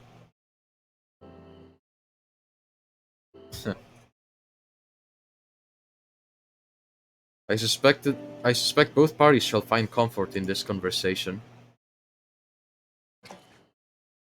Yet if Tancred's tale be true, still others will benefit from insights born of experience, I mean. Might I prevail upon the Loporits to attend them? an excellent idea, if I do say so myself. There is naught we'd like more than to ease the hearts of the fine people of Etheris, and learn more about them while we're at it. Oh, glad am I to hear it. Gather thy companions and bring them hither. Samko, thou hast a gift for finding souls in need of succor. Pray seek thee out the distressed and the apprehensive, and inform them that help is at hand. I shall await them here, that I might introduce each to a suitable locorit.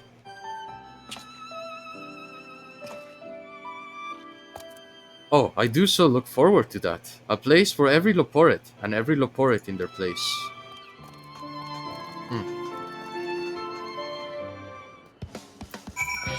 Alright, let's keep going, yeah.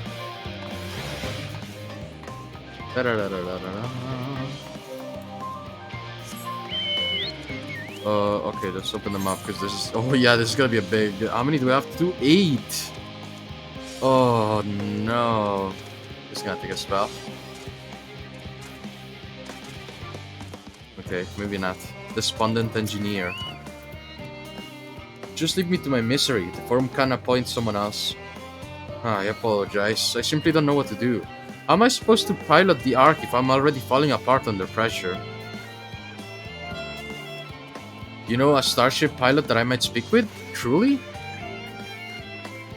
Well then, there's no time to waste. They can help me prepare for this monumental task.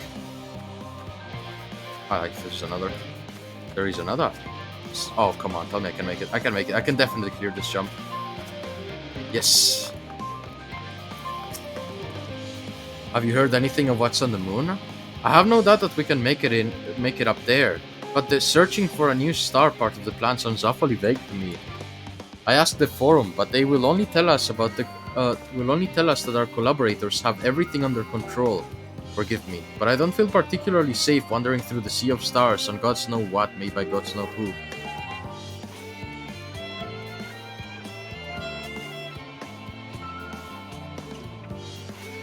You mean to say that I can speak with them directly? Amazing. I hope they like questions.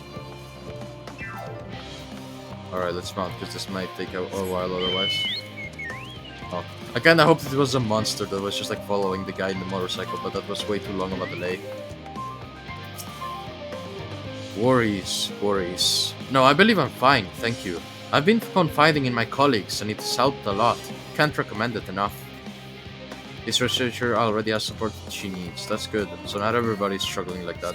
It's kind of like it was unnecessary because technically any other research that is not marked technically is okay. But it's like a nice little detail I get. It's what I'm trying to say in my own complicated way. Occupied administrator. How might I help you? My, what a lovely idea. Oh, pardon. I too noticed people becoming rather tense, so I rushed out to pluck some fresh and fragrant tea leaves. Now I only need to track down 100 or so cups. But don't worry, I can manage. I hope your plan to cheer everyone up goes well. Oh, that's nice. This woman is doing better than you are. I can deny that one, yeah.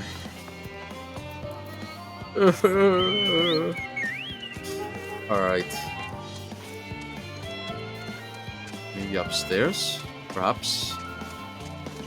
Or up? Oh, I missed. I wanted to look cool by going like up the railing in one jump.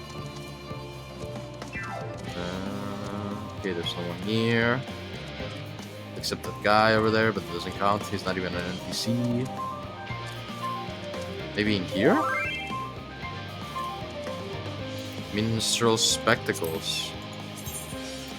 Oh, he got them. He finally was able to get the glasses he wanted. Alright, let's keep going. I'll respond. Might as well. Nice. Congrats on getting M. Also, don't worry about it. There we go. Problem solved. Oh, nice! Hello there! General Kenobi. By the gods, my chest is tight. Am I dying? Is this what it feels like to die? It's a panic attack. Oh, do pardon me. I didn't see you there. There is no cause for concern, I assure you. No cause for concern, even though we may need to depart at any moment, and if the hold I designed buckles under the strain, the entire vessel may explode on launch, claiming countless lives and dooming all of mankind. But that is highly unlikely. Yes, highly unlikely. Highly. Poor guy. That's a lot of stress. Yeah, that's true. Our visitors can help me triple check for structural flaws, you say? Why, that will be wonderful. I am breathing more easily already. Alright. I hope that the reply I gave wasn't too dry, to be honest, but I don't know. Distracted researcher. 56 bunches of weeds in the ground, 56 bunches of weeds, rip one out, one to add to the mound, 50 bunches of weeds in there. I'm not neglecting my duties, I swear. I was in the need of a little break, you see. But then I found myself unable to relax at all, so I went on a walk, and then I noticed these weeds and... Pleasant conversation partners and oh so fuzzy? Goodness me, that does sound like a much better way to relax. I like that. Alright, we're halfway. Oh, I guess they're not counting. I don't think they're counting the ones that are... oh, wow. I like it looks so pretty. I like they don't count the ones that already are okay, level-headed. Maybe this one won't either? Concerns? Nay, there's no point in worrying at this stage. It'll only make the work go that much slower. She seems to be coping well. Yeah. Or she's really good at hiding it, to be honest. I think. Oh, we made a circle. I thought this was like another place. Maybe over here? Up. I wonder if we can walk down there. I hope so. Probably yes, actually, because there's more map over here. Actually, yeah, we definitely can. Maybe we will get to eventually. Apologies, but I am awaiting a delivery. Whatever it is, we'll have to wait. It seems the Gleaner is too busy to chat for his benefit or otherwise. Okay, let's go this way this time. Actually, circle, focus on the circle again. Chocobo keep the chocobo. Ah, anxious for engineer. What am I thinking about? The medical facilities on the ship, of course. I designed them with the assistance of our sages and chirurgeons. But to imagine every illness or injury that one might face in the great expanse is beyond any of us. To say nothing of the effects that living out there definitely might have on the body. It does actually. If you, well, okay, let's finish this one. The crew from the moon. Why didn't I think about that? I remember reading a book. I don't know if it was like that, how scientifically proven it was, I guess. But apparently, if humans are like born in space, like in a spaceship, their bones will be like not necessarily hollow, but they will be a lot more fragile. And if they get to, if they come to Earth after living for years and years in space after being born there as well, the gravity might actually be too much that their bodies will not be able to handle it. After a certain period of time, they will die. I mean, maybe there's a treatment for that, but I don't freaking know. I remember the story. It was really sad. It's about the kids going to visit Earth and then having to go back, otherwise they will go. Is anything bothering me? Well, I've been loading cargo for bells now, so my back feels like a void sense played it as a piano. My feet and knees as drums and cymbals too. The Gleaner seems fine, if in need of a break. Okay, so that's not one either. Let's keep going. Okay, we came from over here, I think? Yeah, and then we saw that guy. So where have we not been? We need 3 more. Oh, there's another one. Okay, I think this is one of them.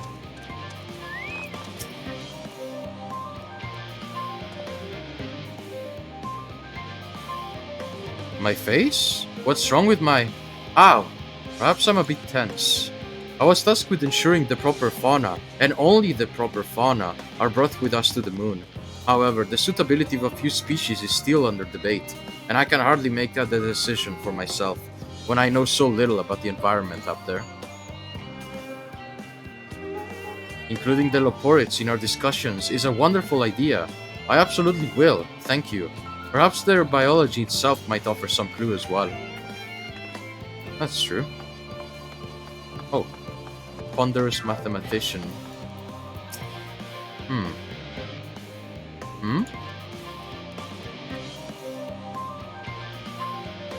Consult our collaborators. I suppose that would be more effective than sitting here brooding. I'm attempting to calculate how much cargo we can consolidate into fewer trips. Should the ether burner make our original estimates unfeasible? But there's simply too many variables. I feel as if my brow will turn inside out. But perhaps our lunar associates will have more insight into how much weight constitutes too much weight for our purposes. Thank you for letting me know. Okay, one more. Oh god. When there's only one more, I feel like it's always a bit tougher because, you know, just is.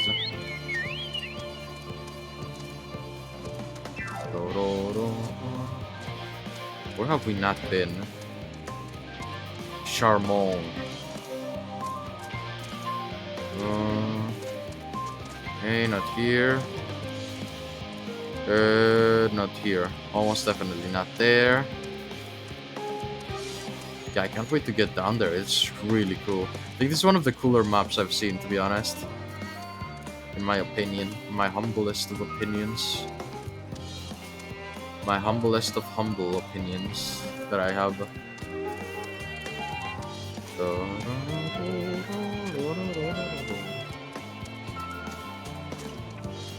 Wow, wow, wow, wow. Come on, where is they? Where is they? Where are they? Maybe over here again? You know, I maybe missed something over here.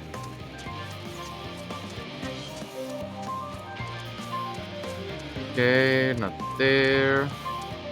I think it was here that I found the one pulling out the weeds, right? So it should be clear, probably. Mayhaps. I really would have thought there would be someone up there, here, especially considering that, you know, it's a big circle.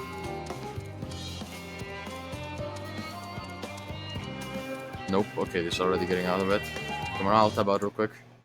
While we do that, 900. Okay, we haven't gone up in our frame drops, which is really, really good, to be honest. Because I'm still worried about that because of the way they were rising up into the sky. That guy, maybe? Rochambeau. Rochambeau. Oh, maybe that one over there? Maybe. Just a me? Aha! Harry Detherologist. Okay. Blasted assistants. Where have they gone up to at a time like this? Beg pardon? But I have not time for idle chit-chat. I need to reconfirm that ether levels are consistent throughout the vessel's machinery, and it seems I shall have to do so single-handedly. I swear, when I find those assistants of mine... The Loporids are willing to help? Why didn't you say so? At least they won't moan about how they checked 24 times already and haven't slept in weeks. Lazy sods. And how about lazy? I'd say more overworked. They're gonna unionize at that pace. They're going. Wham! I am overhealed. Da-da-da.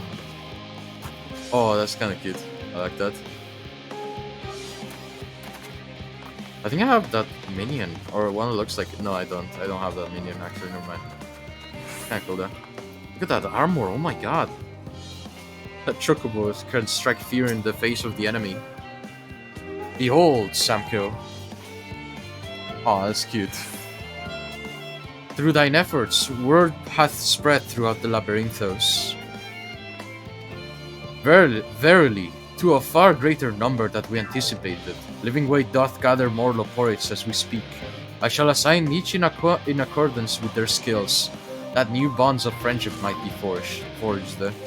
Should greater matters require not thine attentions, watch over them, I pray thee.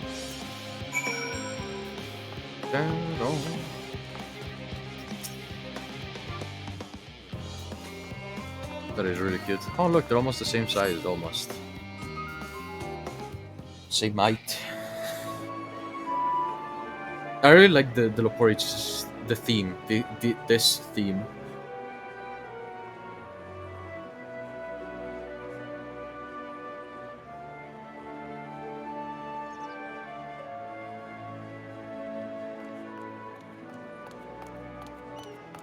Phew! Oh, finally some rest! Why, I haven't spoken so much in, well, in forever. Me when I started streaming. Minus the break Lively, part. isn't it? The town is abuzz. Everyone eager to meet with our friends from the moon.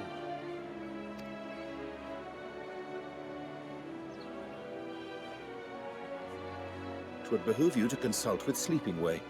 As our moon's pilot, his advice should be most pertinent. Wait, Sleeping Way is the pilot?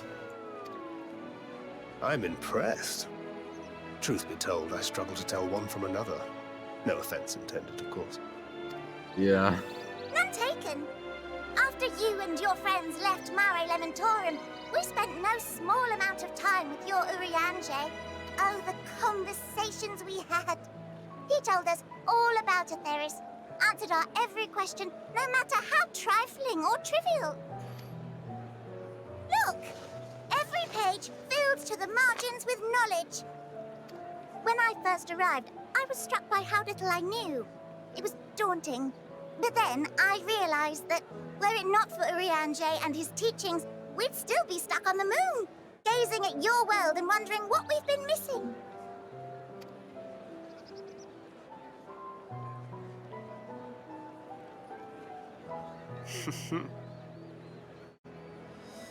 What would they think if they could see Urianger now? I dare say they'd be more than a bit surprised. And impressed, no doubt. Master Louisoix, Minfilia, Papalimo, and not to forget... Moonbreather. Oh, are those Moonbreather's parents? Oh there. Heard there was a visiting expert who we might bother with a few questions. I take it. Oh, sorry. I thought he was done. I was not reading. Yeah, yes, I am. Oof. I mean, he had to at some point. Wilson and Blovida, Sharlayan's foremost researchers in the field of teleportation magic, and Moonbreather's parents.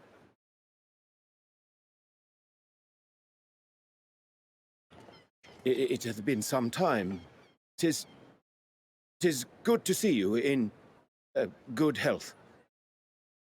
Likewise, old friend. Blovida and I were most honored to answer the call. Never expected this reunion, though, did we, dear?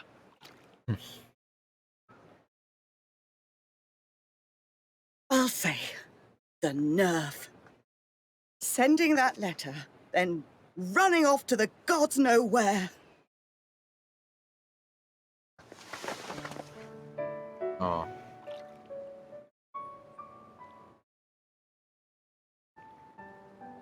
Do you have any idea how worried we were? I'm sorry. 'Twas remiss of me not to deliver the news in person. No, more than that. 'Twas I who... Our daughter was disillusioned after Master Louisoix left her behind. The day the Scions called upon her was the happiest I'd seen her in years. She made her every choice of her own free will. No one could have ever forced her to do otherwise. Don't blame yourself for her death. Celebrate her life. You know that's what she'd want. If there is one thing we resent you for, it was that we could not be there to mourn her with you. Reading the words you penned in that shaky hand, We must have cried as much for you as we did for her.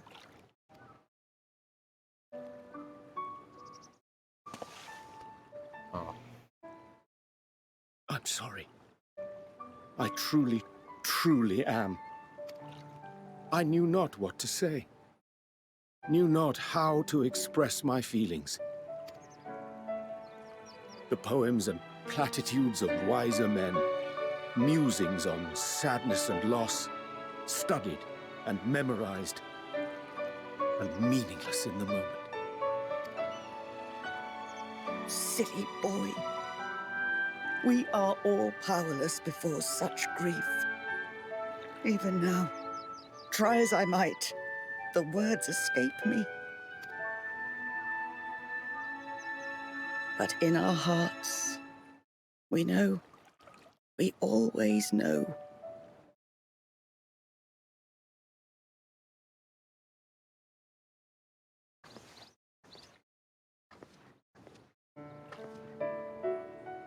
I remember when you were young, how the lads teased you for choosing the company of books over others. Our moon didn't take kindly to that. Be nice to Urianger, she'd shout, and give them a walloping. No matter how many times we scolded her. So we offered a suggestion. Rather than starting fights, why don't you be the bridge between Urianger and the others? She had to mull it over for a while, arms crossed, brow furrowed in intense thought. But from that day on, she never let you be alone. She'd drag you outside to play, pepper you with endless questions, read the same books you read, all to try and understand you that much better. I'm sure it was annoying and exhausting at the time, but she only ever had the best of intentions. And look at you now, at the center of the crowd. The reason there even is a crowd, having brought these people together. You've no idea how proud we are.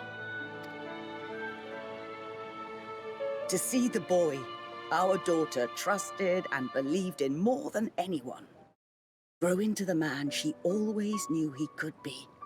I can see her in you, too. Feel her. She walks with you wheresoever you go.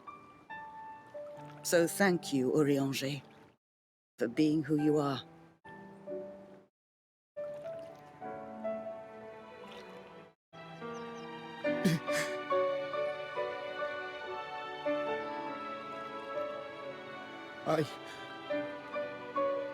I think I can feel her too.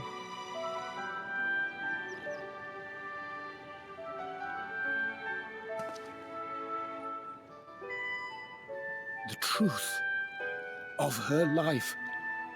Not sorrow, but hope and love.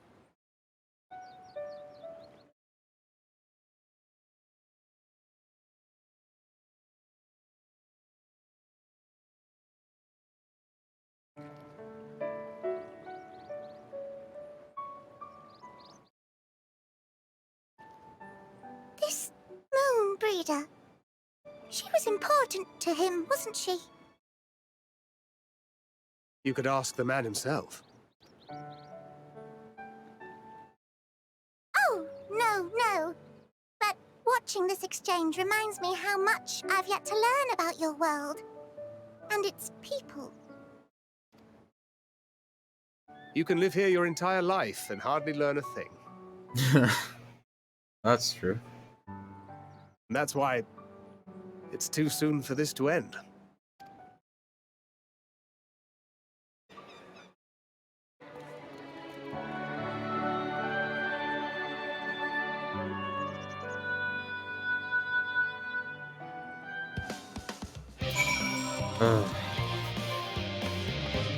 Is the music glitched? Is the music glitched? I legitimately am curious now. It's like it doesn't change. Alright. No more frame drops.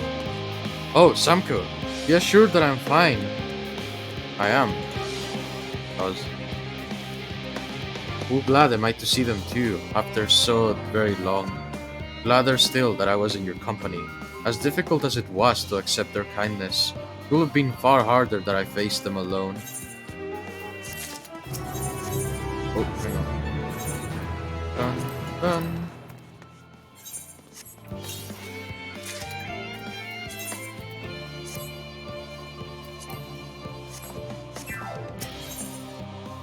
Hither and yarns. The pall of anxiety over Charlian Hamlet has thinned to more manageable levels. Ahem. Thou hast my gratitude for lending courage to the Loporites. Not... Sorry, not disposed... That actually startled me. Not disposed to rest on their laurels. Several of our guests have elected to accompany my countrymen to their stations. Some few may still come hither seeking counsel, and so shall I remain to aid them as need be. If thou art needed elsewhere, do not let me detain thee. As a matter of fact, I was hoping you might check on Alize. Last I saw, she was struggling to carry an enormous pile of boxes over the waste gate. I could go myself, but we both know whose help she's less likely to scorn. Not to mention that, much to my misfortune, I can think of several other things I ought to be doing. Until later. Alright, let's go. Wait, what? Oh, we're going to the new... Are we going to the new... other new place? Yeah, I think we are gonna start heading towards the last Aetheryte. That's cool. Oh, that was actually a little south.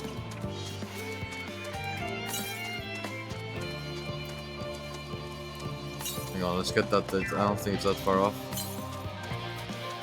17 north, just straight north. Can I jump that? Come on, Fran, you can do this. She can't. Dang it. Around we go. Oh my god, if it turns out I didn't need to jump down here and it was in the actual building. Northeast. Aha, I see it. Air ho. That didn't sound right. You know how the pirates go, you know when they're like in the crow's nest and they go land ho. Yeah, it didn't pan out as well as I thought, you know? It seemed like a good idea, but then I actually said it out loud and, you know, it just kind of didn't fit. Oh boy, okay. Was it this and this? Big enough. There we go. I can't mount on combat, so I'll just run. Center Prabhasa.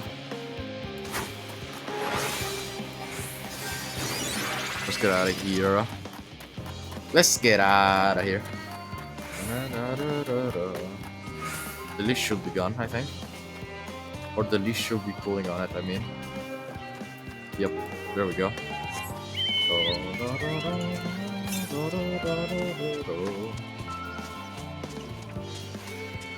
New place.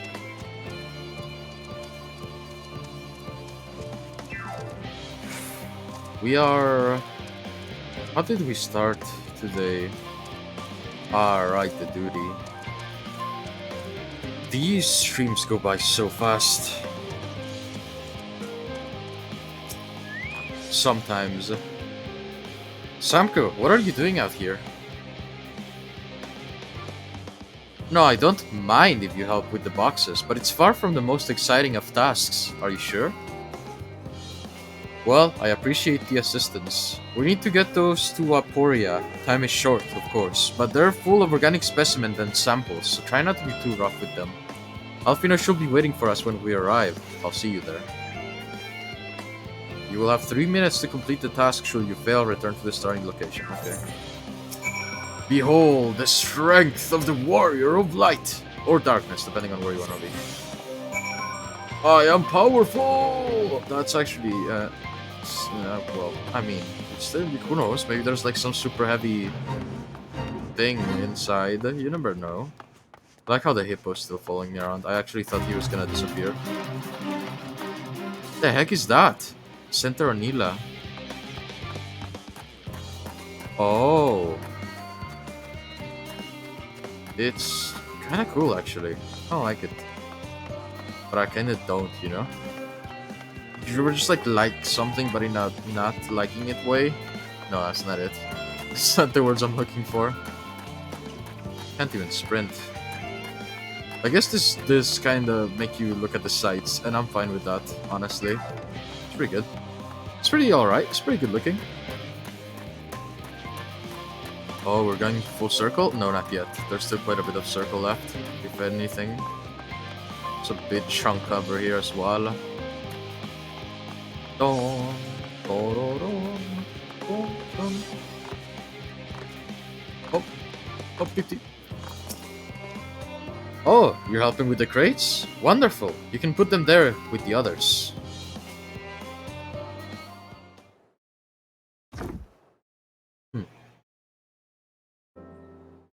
You have my gratitude. But how did you come to be involved in this?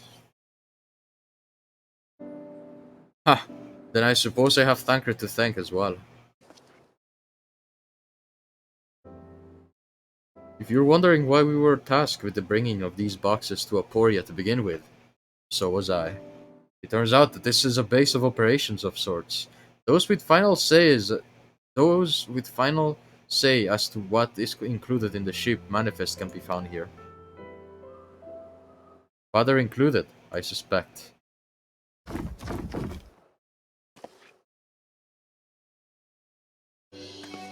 Oh, I thought something broke out of the boxes. That should be everything.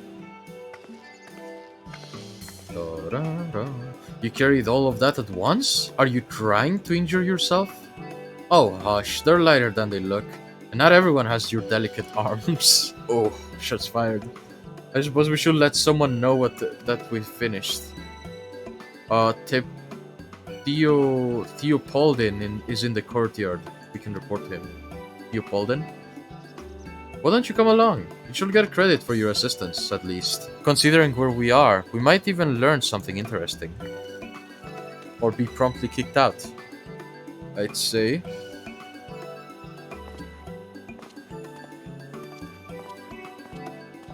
Well, sorry.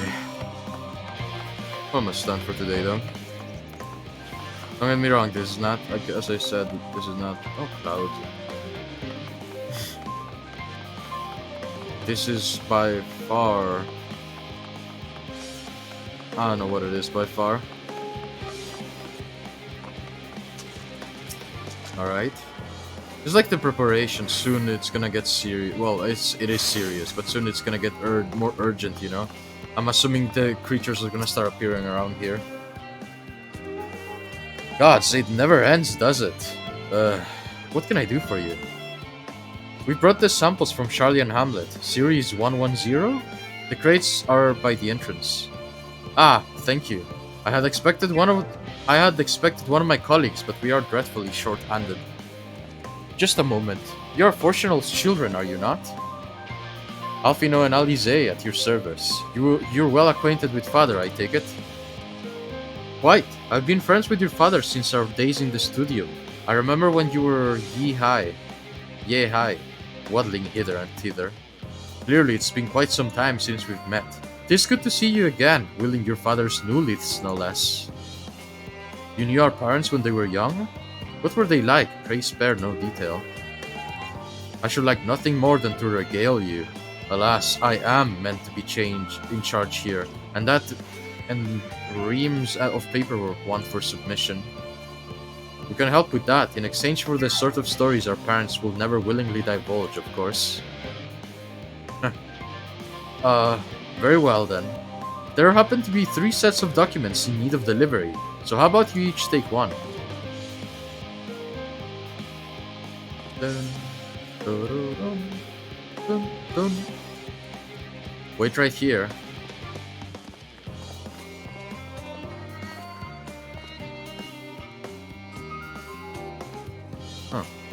You will find a forum representative waiting to collect these near the southern structure.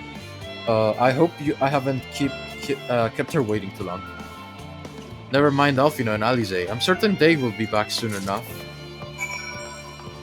Southern. It's over there. Oh, it's not that deep. That is really pretty though. I say as I probably ruin it by walking with my boots on.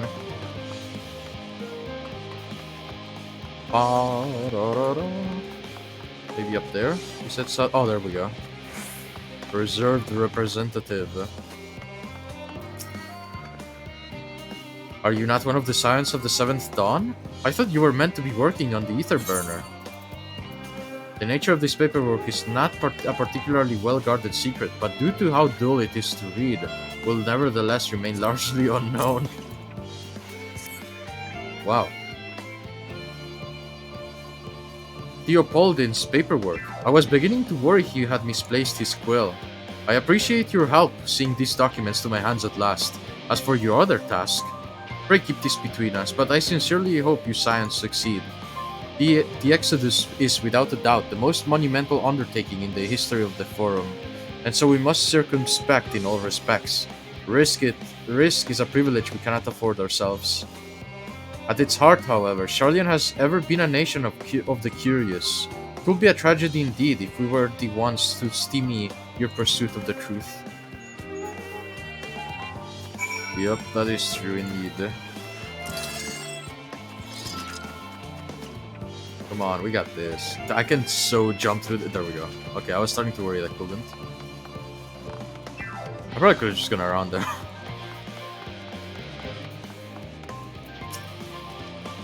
Quick and efficient. I dare say you have a talent for this work. The twins' papers only needed to be delivered to elsewhere in the facility, so they should return at any moment.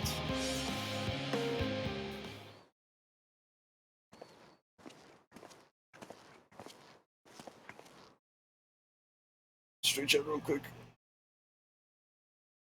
We return with no scrap of paperwork remaining on our persons, you will note. You both have my thanks, and my apologies for sending you on an errand far below your ambitions. Why, even as a babe, you struggled out of your swaddling clothes and... That is quite enough of that, thank you. It was compromising stories of our parents that we asked to hear, not to reiterate.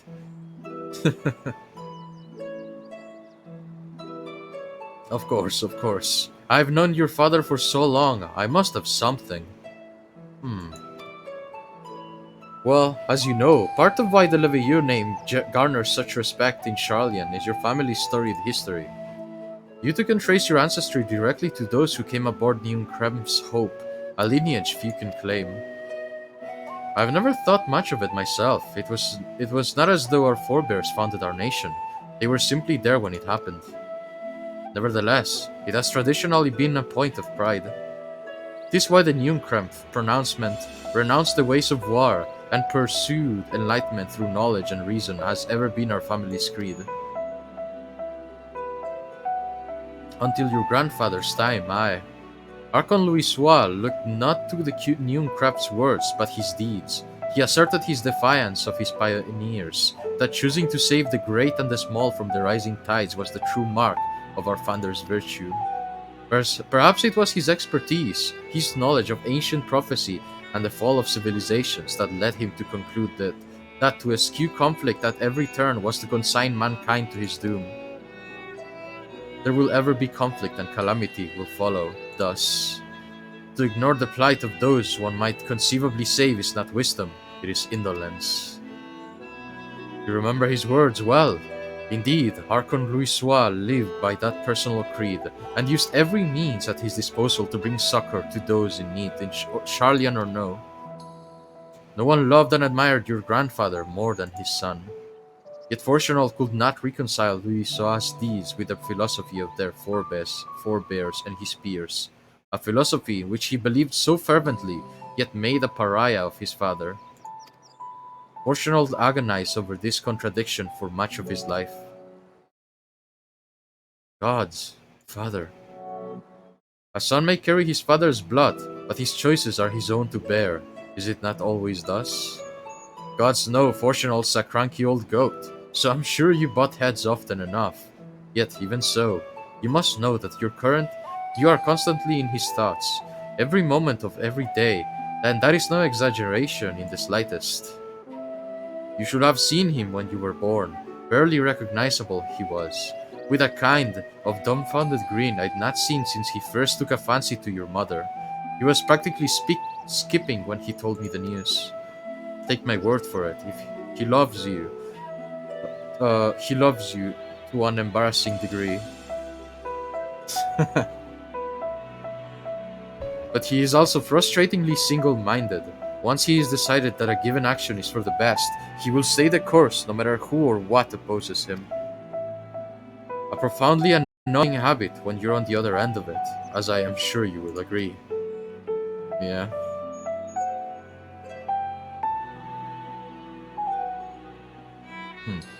I'll say. Thank you for your insight. When next we meet our parents, I shall mention that we spoke. Try not to get me into too much trouble now. I need the forum on my side. Speaking of which, I ought to be getting back to work. I have to make sure those specimens you brought make it to their proper places, or that cranky old goat will have my hide. We can speak again later. That was nice. I really enjoyed reading that. It really depends. Sometimes it just kind of feels like it drags on. There's just like the off times when that happens, but that's just me being tired. I think, you know, like I didn't like too much. It was kind of funny, but I didn't like too much the quest with just walking with the loporit and making like the sampling the fruits and vegetables. Then again, yeah, like I said, because it just feels like a very weird stop, you know. I get it's important, but it is something that probably will have happened anyway once we were on the moon. If that is how this is gonna go anyway. Hail, you three! Oh, Graha. Graha! Surely Kokol hasn't driven you out of the forge already. For better or for worse, no. However, he has set me a task that requires more than my single pair of hands, and here you are. I could use at least one of you, but I won't object to more. Unfortunately, Alize and I have prior commitments, and we have delayed too long as it is. What about you, Samko? Can you spare this time? Aye. Perfect. This shouldn't take too long. Alright, let's give them shoes. Wait, was it shoes? No, it was gloves that we got. Oh, I hope... It's gonna be a shame. I really like the gloves. Alright, we're gonna get a replacement hat as well, probably, eventually. Yep. I mean, they don't look bad, I guess. Let me get it in the light a little bit more. Okay, those don't look bad at all, actually. Well, it's kind of a shame because I know that next I'm probably gonna get another hat, and I want to replace my hat, the one I have now. I like it. Once forged, an unspecified task awaits you. In the event that our, and I quote, promised heap of adamantite falls right out of the bloody sky and into my lap, Master Kokol wishes to be ready to put the proverbial hammer to an anvil at a moment's notice. To fabricate these parts, however, he needs the flames in Kokol's forge to burn hotter. He sent me to increase the amount of ether being funneled into his furnaces. The flow of fire-aspected ether into Labyrinthos is regulated by an elemental reactor south of here, to which I have borrowed the key. The adjustment will require 2 people to carry out safely, but I can explain the process when we arrive. This is where we part then. We'll see you in Charlian Hamlet once the adamantite arrives, if not before. This way then.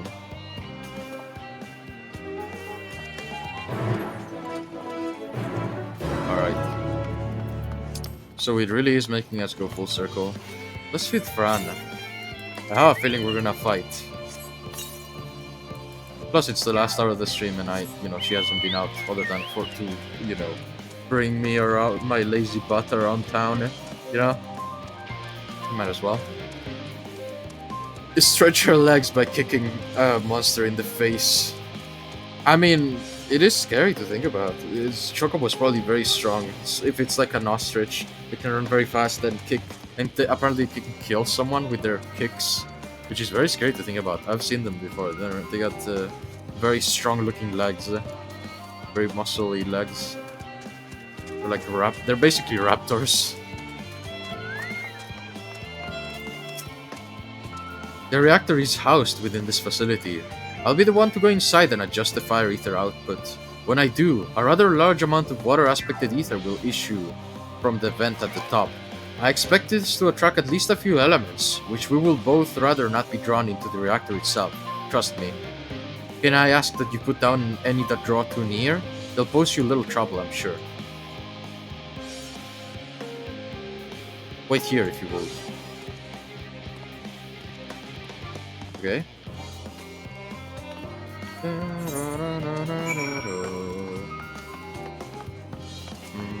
Yeah, I was right. Fran's gonna be a big help here.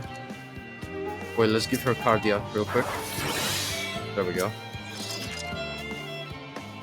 So she heals up while I... because she's gonna tank. Unless they ignore me entirely. Swirling Appa. Okay. That's not too bad, but I'm assuming there's gonna be increasing by 1 or... now it's gonna be 2. Oh, well, not of the same monster, but I wasn't wrong, I guess. So I'll take my prize now.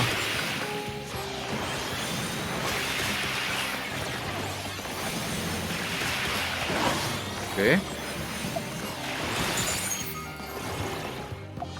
There we go. Alright, right. It's not over.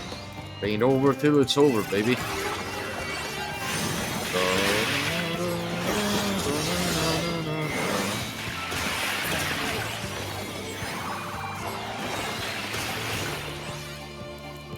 Okay. There we go. Got it? Yes. We've done it. We've saved the city. Probably, technically, yeah. Because if water hits something really, really hot, it'll cause an explosion. I know this because I learned this also, not at the engineering school, but at the metalworking. Not engineering. I never did engineering. I'm not smart enough for that type of stuff. I ain't smart. I'll probably make an explosion by accident, you know, and then I'd be fired. And then I'd be, you know, I don't know what I'm getting at. Let's just keep going. Did everything go smoothly out here? Yes. Pretty smooth, actually. I thought as much. No major complications to speak of inside either. And the water ether appears to be venting properly. I expect Cole will have seen the difference in his forged flames by the time I return. Since I have you, there was another matter I thought to discuss with you. Nothing terribly important, merely something I've been considering. Part of this I shared with everyone, yet you, and only you, have been to Elpis. As we have established, refined adamantite is a product of Alag, of the Empire's twilight years in fact. It was a material which saw much use as part of the Alagans' efforts to extend beyond the bounds of this world, Dalamant, of course, being the most prominent. Of those who will push further, expand Alag's empire to encompass the heavens and the stars above, perhaps the greatest was its infamous technologist, Ammon.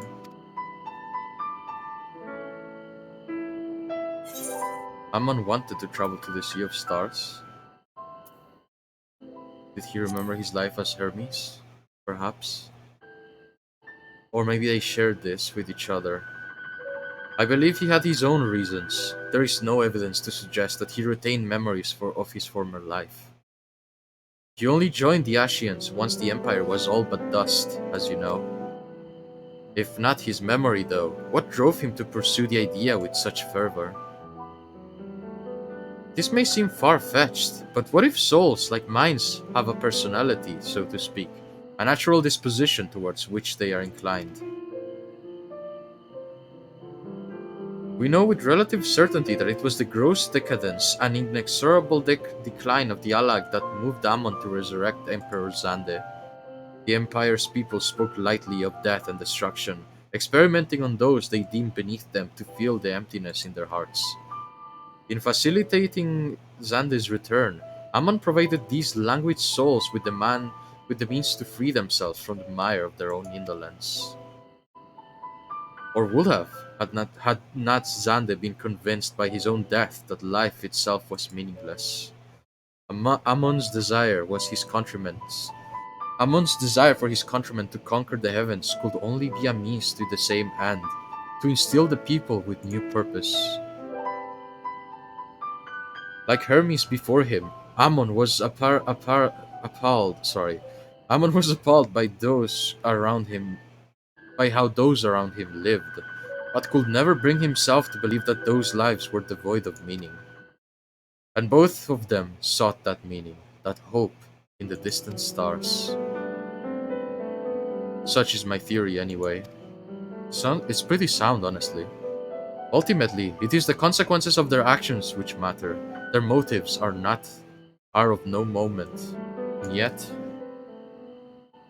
to reach those stars on the wings of adamantite, to travel to the ends of creation and beyond, the promise of hope everlasting, that much I do understand. But enough musings for now. Why don't we see how Kokol is getting on? It will be hard to explain, but Kokol is actually kind of a funny name, with funny implications in Spanish. I don't know if it was a person's name, but it was a name for something. And I'm sorry I can't elaborate, but I just wanted to put that out there. It's just somewhat amusing to hear the name being said. That's it, that's all there is to it. Okay, let's teleport here, I guess, since it's the closest. Alright, we're coming to the end of the stream. There's like 16 minutes left. So we're just gonna finish this conversation unless there's some sort of big thing happening. Which hopefully is not the case, because, you know, I don't want to end it in a very big cliffhanger after all. I wouldn't count this as one of them. But man, okay, tomorrow what day is it? Tuesday. Alright, on Thursday, there will not be a stream. Only on Thursday, I'll be going out. Get some stuff to hang out. To hang up. Stuff to hang up. No, I'm meeting a couple of friends, you know, for the holidays. Gonna watch a movie stuff like that, you know. I too, even hermits need to go out after all. Now and then, it's good. It's really good, honestly. I feel like everybody... I mean, I was already... I gotta be honest, I was a hermit way before the pandemic, so... But I think my mentality, like what I'm about to say, can be a little bit more relatable to everybody else. Not that everybody suffered a little bit from the having to stay at home for a long period of time, but probably still staying at home for long periods of time. Is that after a while, you know, it's good to go out. It helps. You know, I'm mostly fine with it, but you know, it is not. I don't know. It's just good to go out. Is my point. So I'm looking forward to that. It also helps me, you know, I can get new stories to talk about on stream.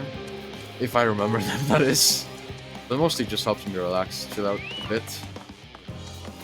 After all, being in a good mood helps out a lot with being able to talk and stuff.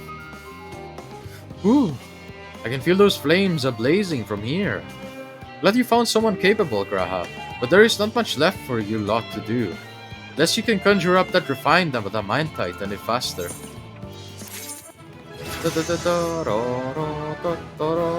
Level 89, baby. I am so close. I am this close to leveling up. Holy crap, I'm gonna get my big laser. Hold on. I might as well respawn, I guess. Is it up here?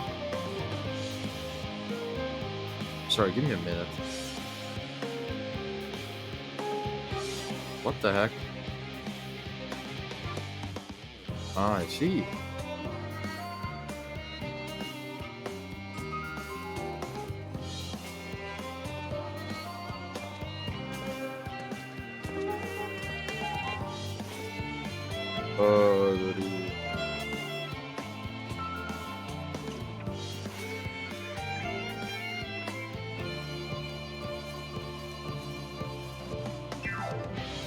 Alright, let's keep going. Sorry.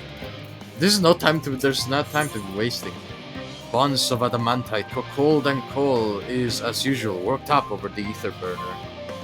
I should end it here, actually. Yeah, this feels like a great spot, because I have a feeling as soon as we start this, they're gonna start arriving with the adamantite, you know, because that's the name of the quest.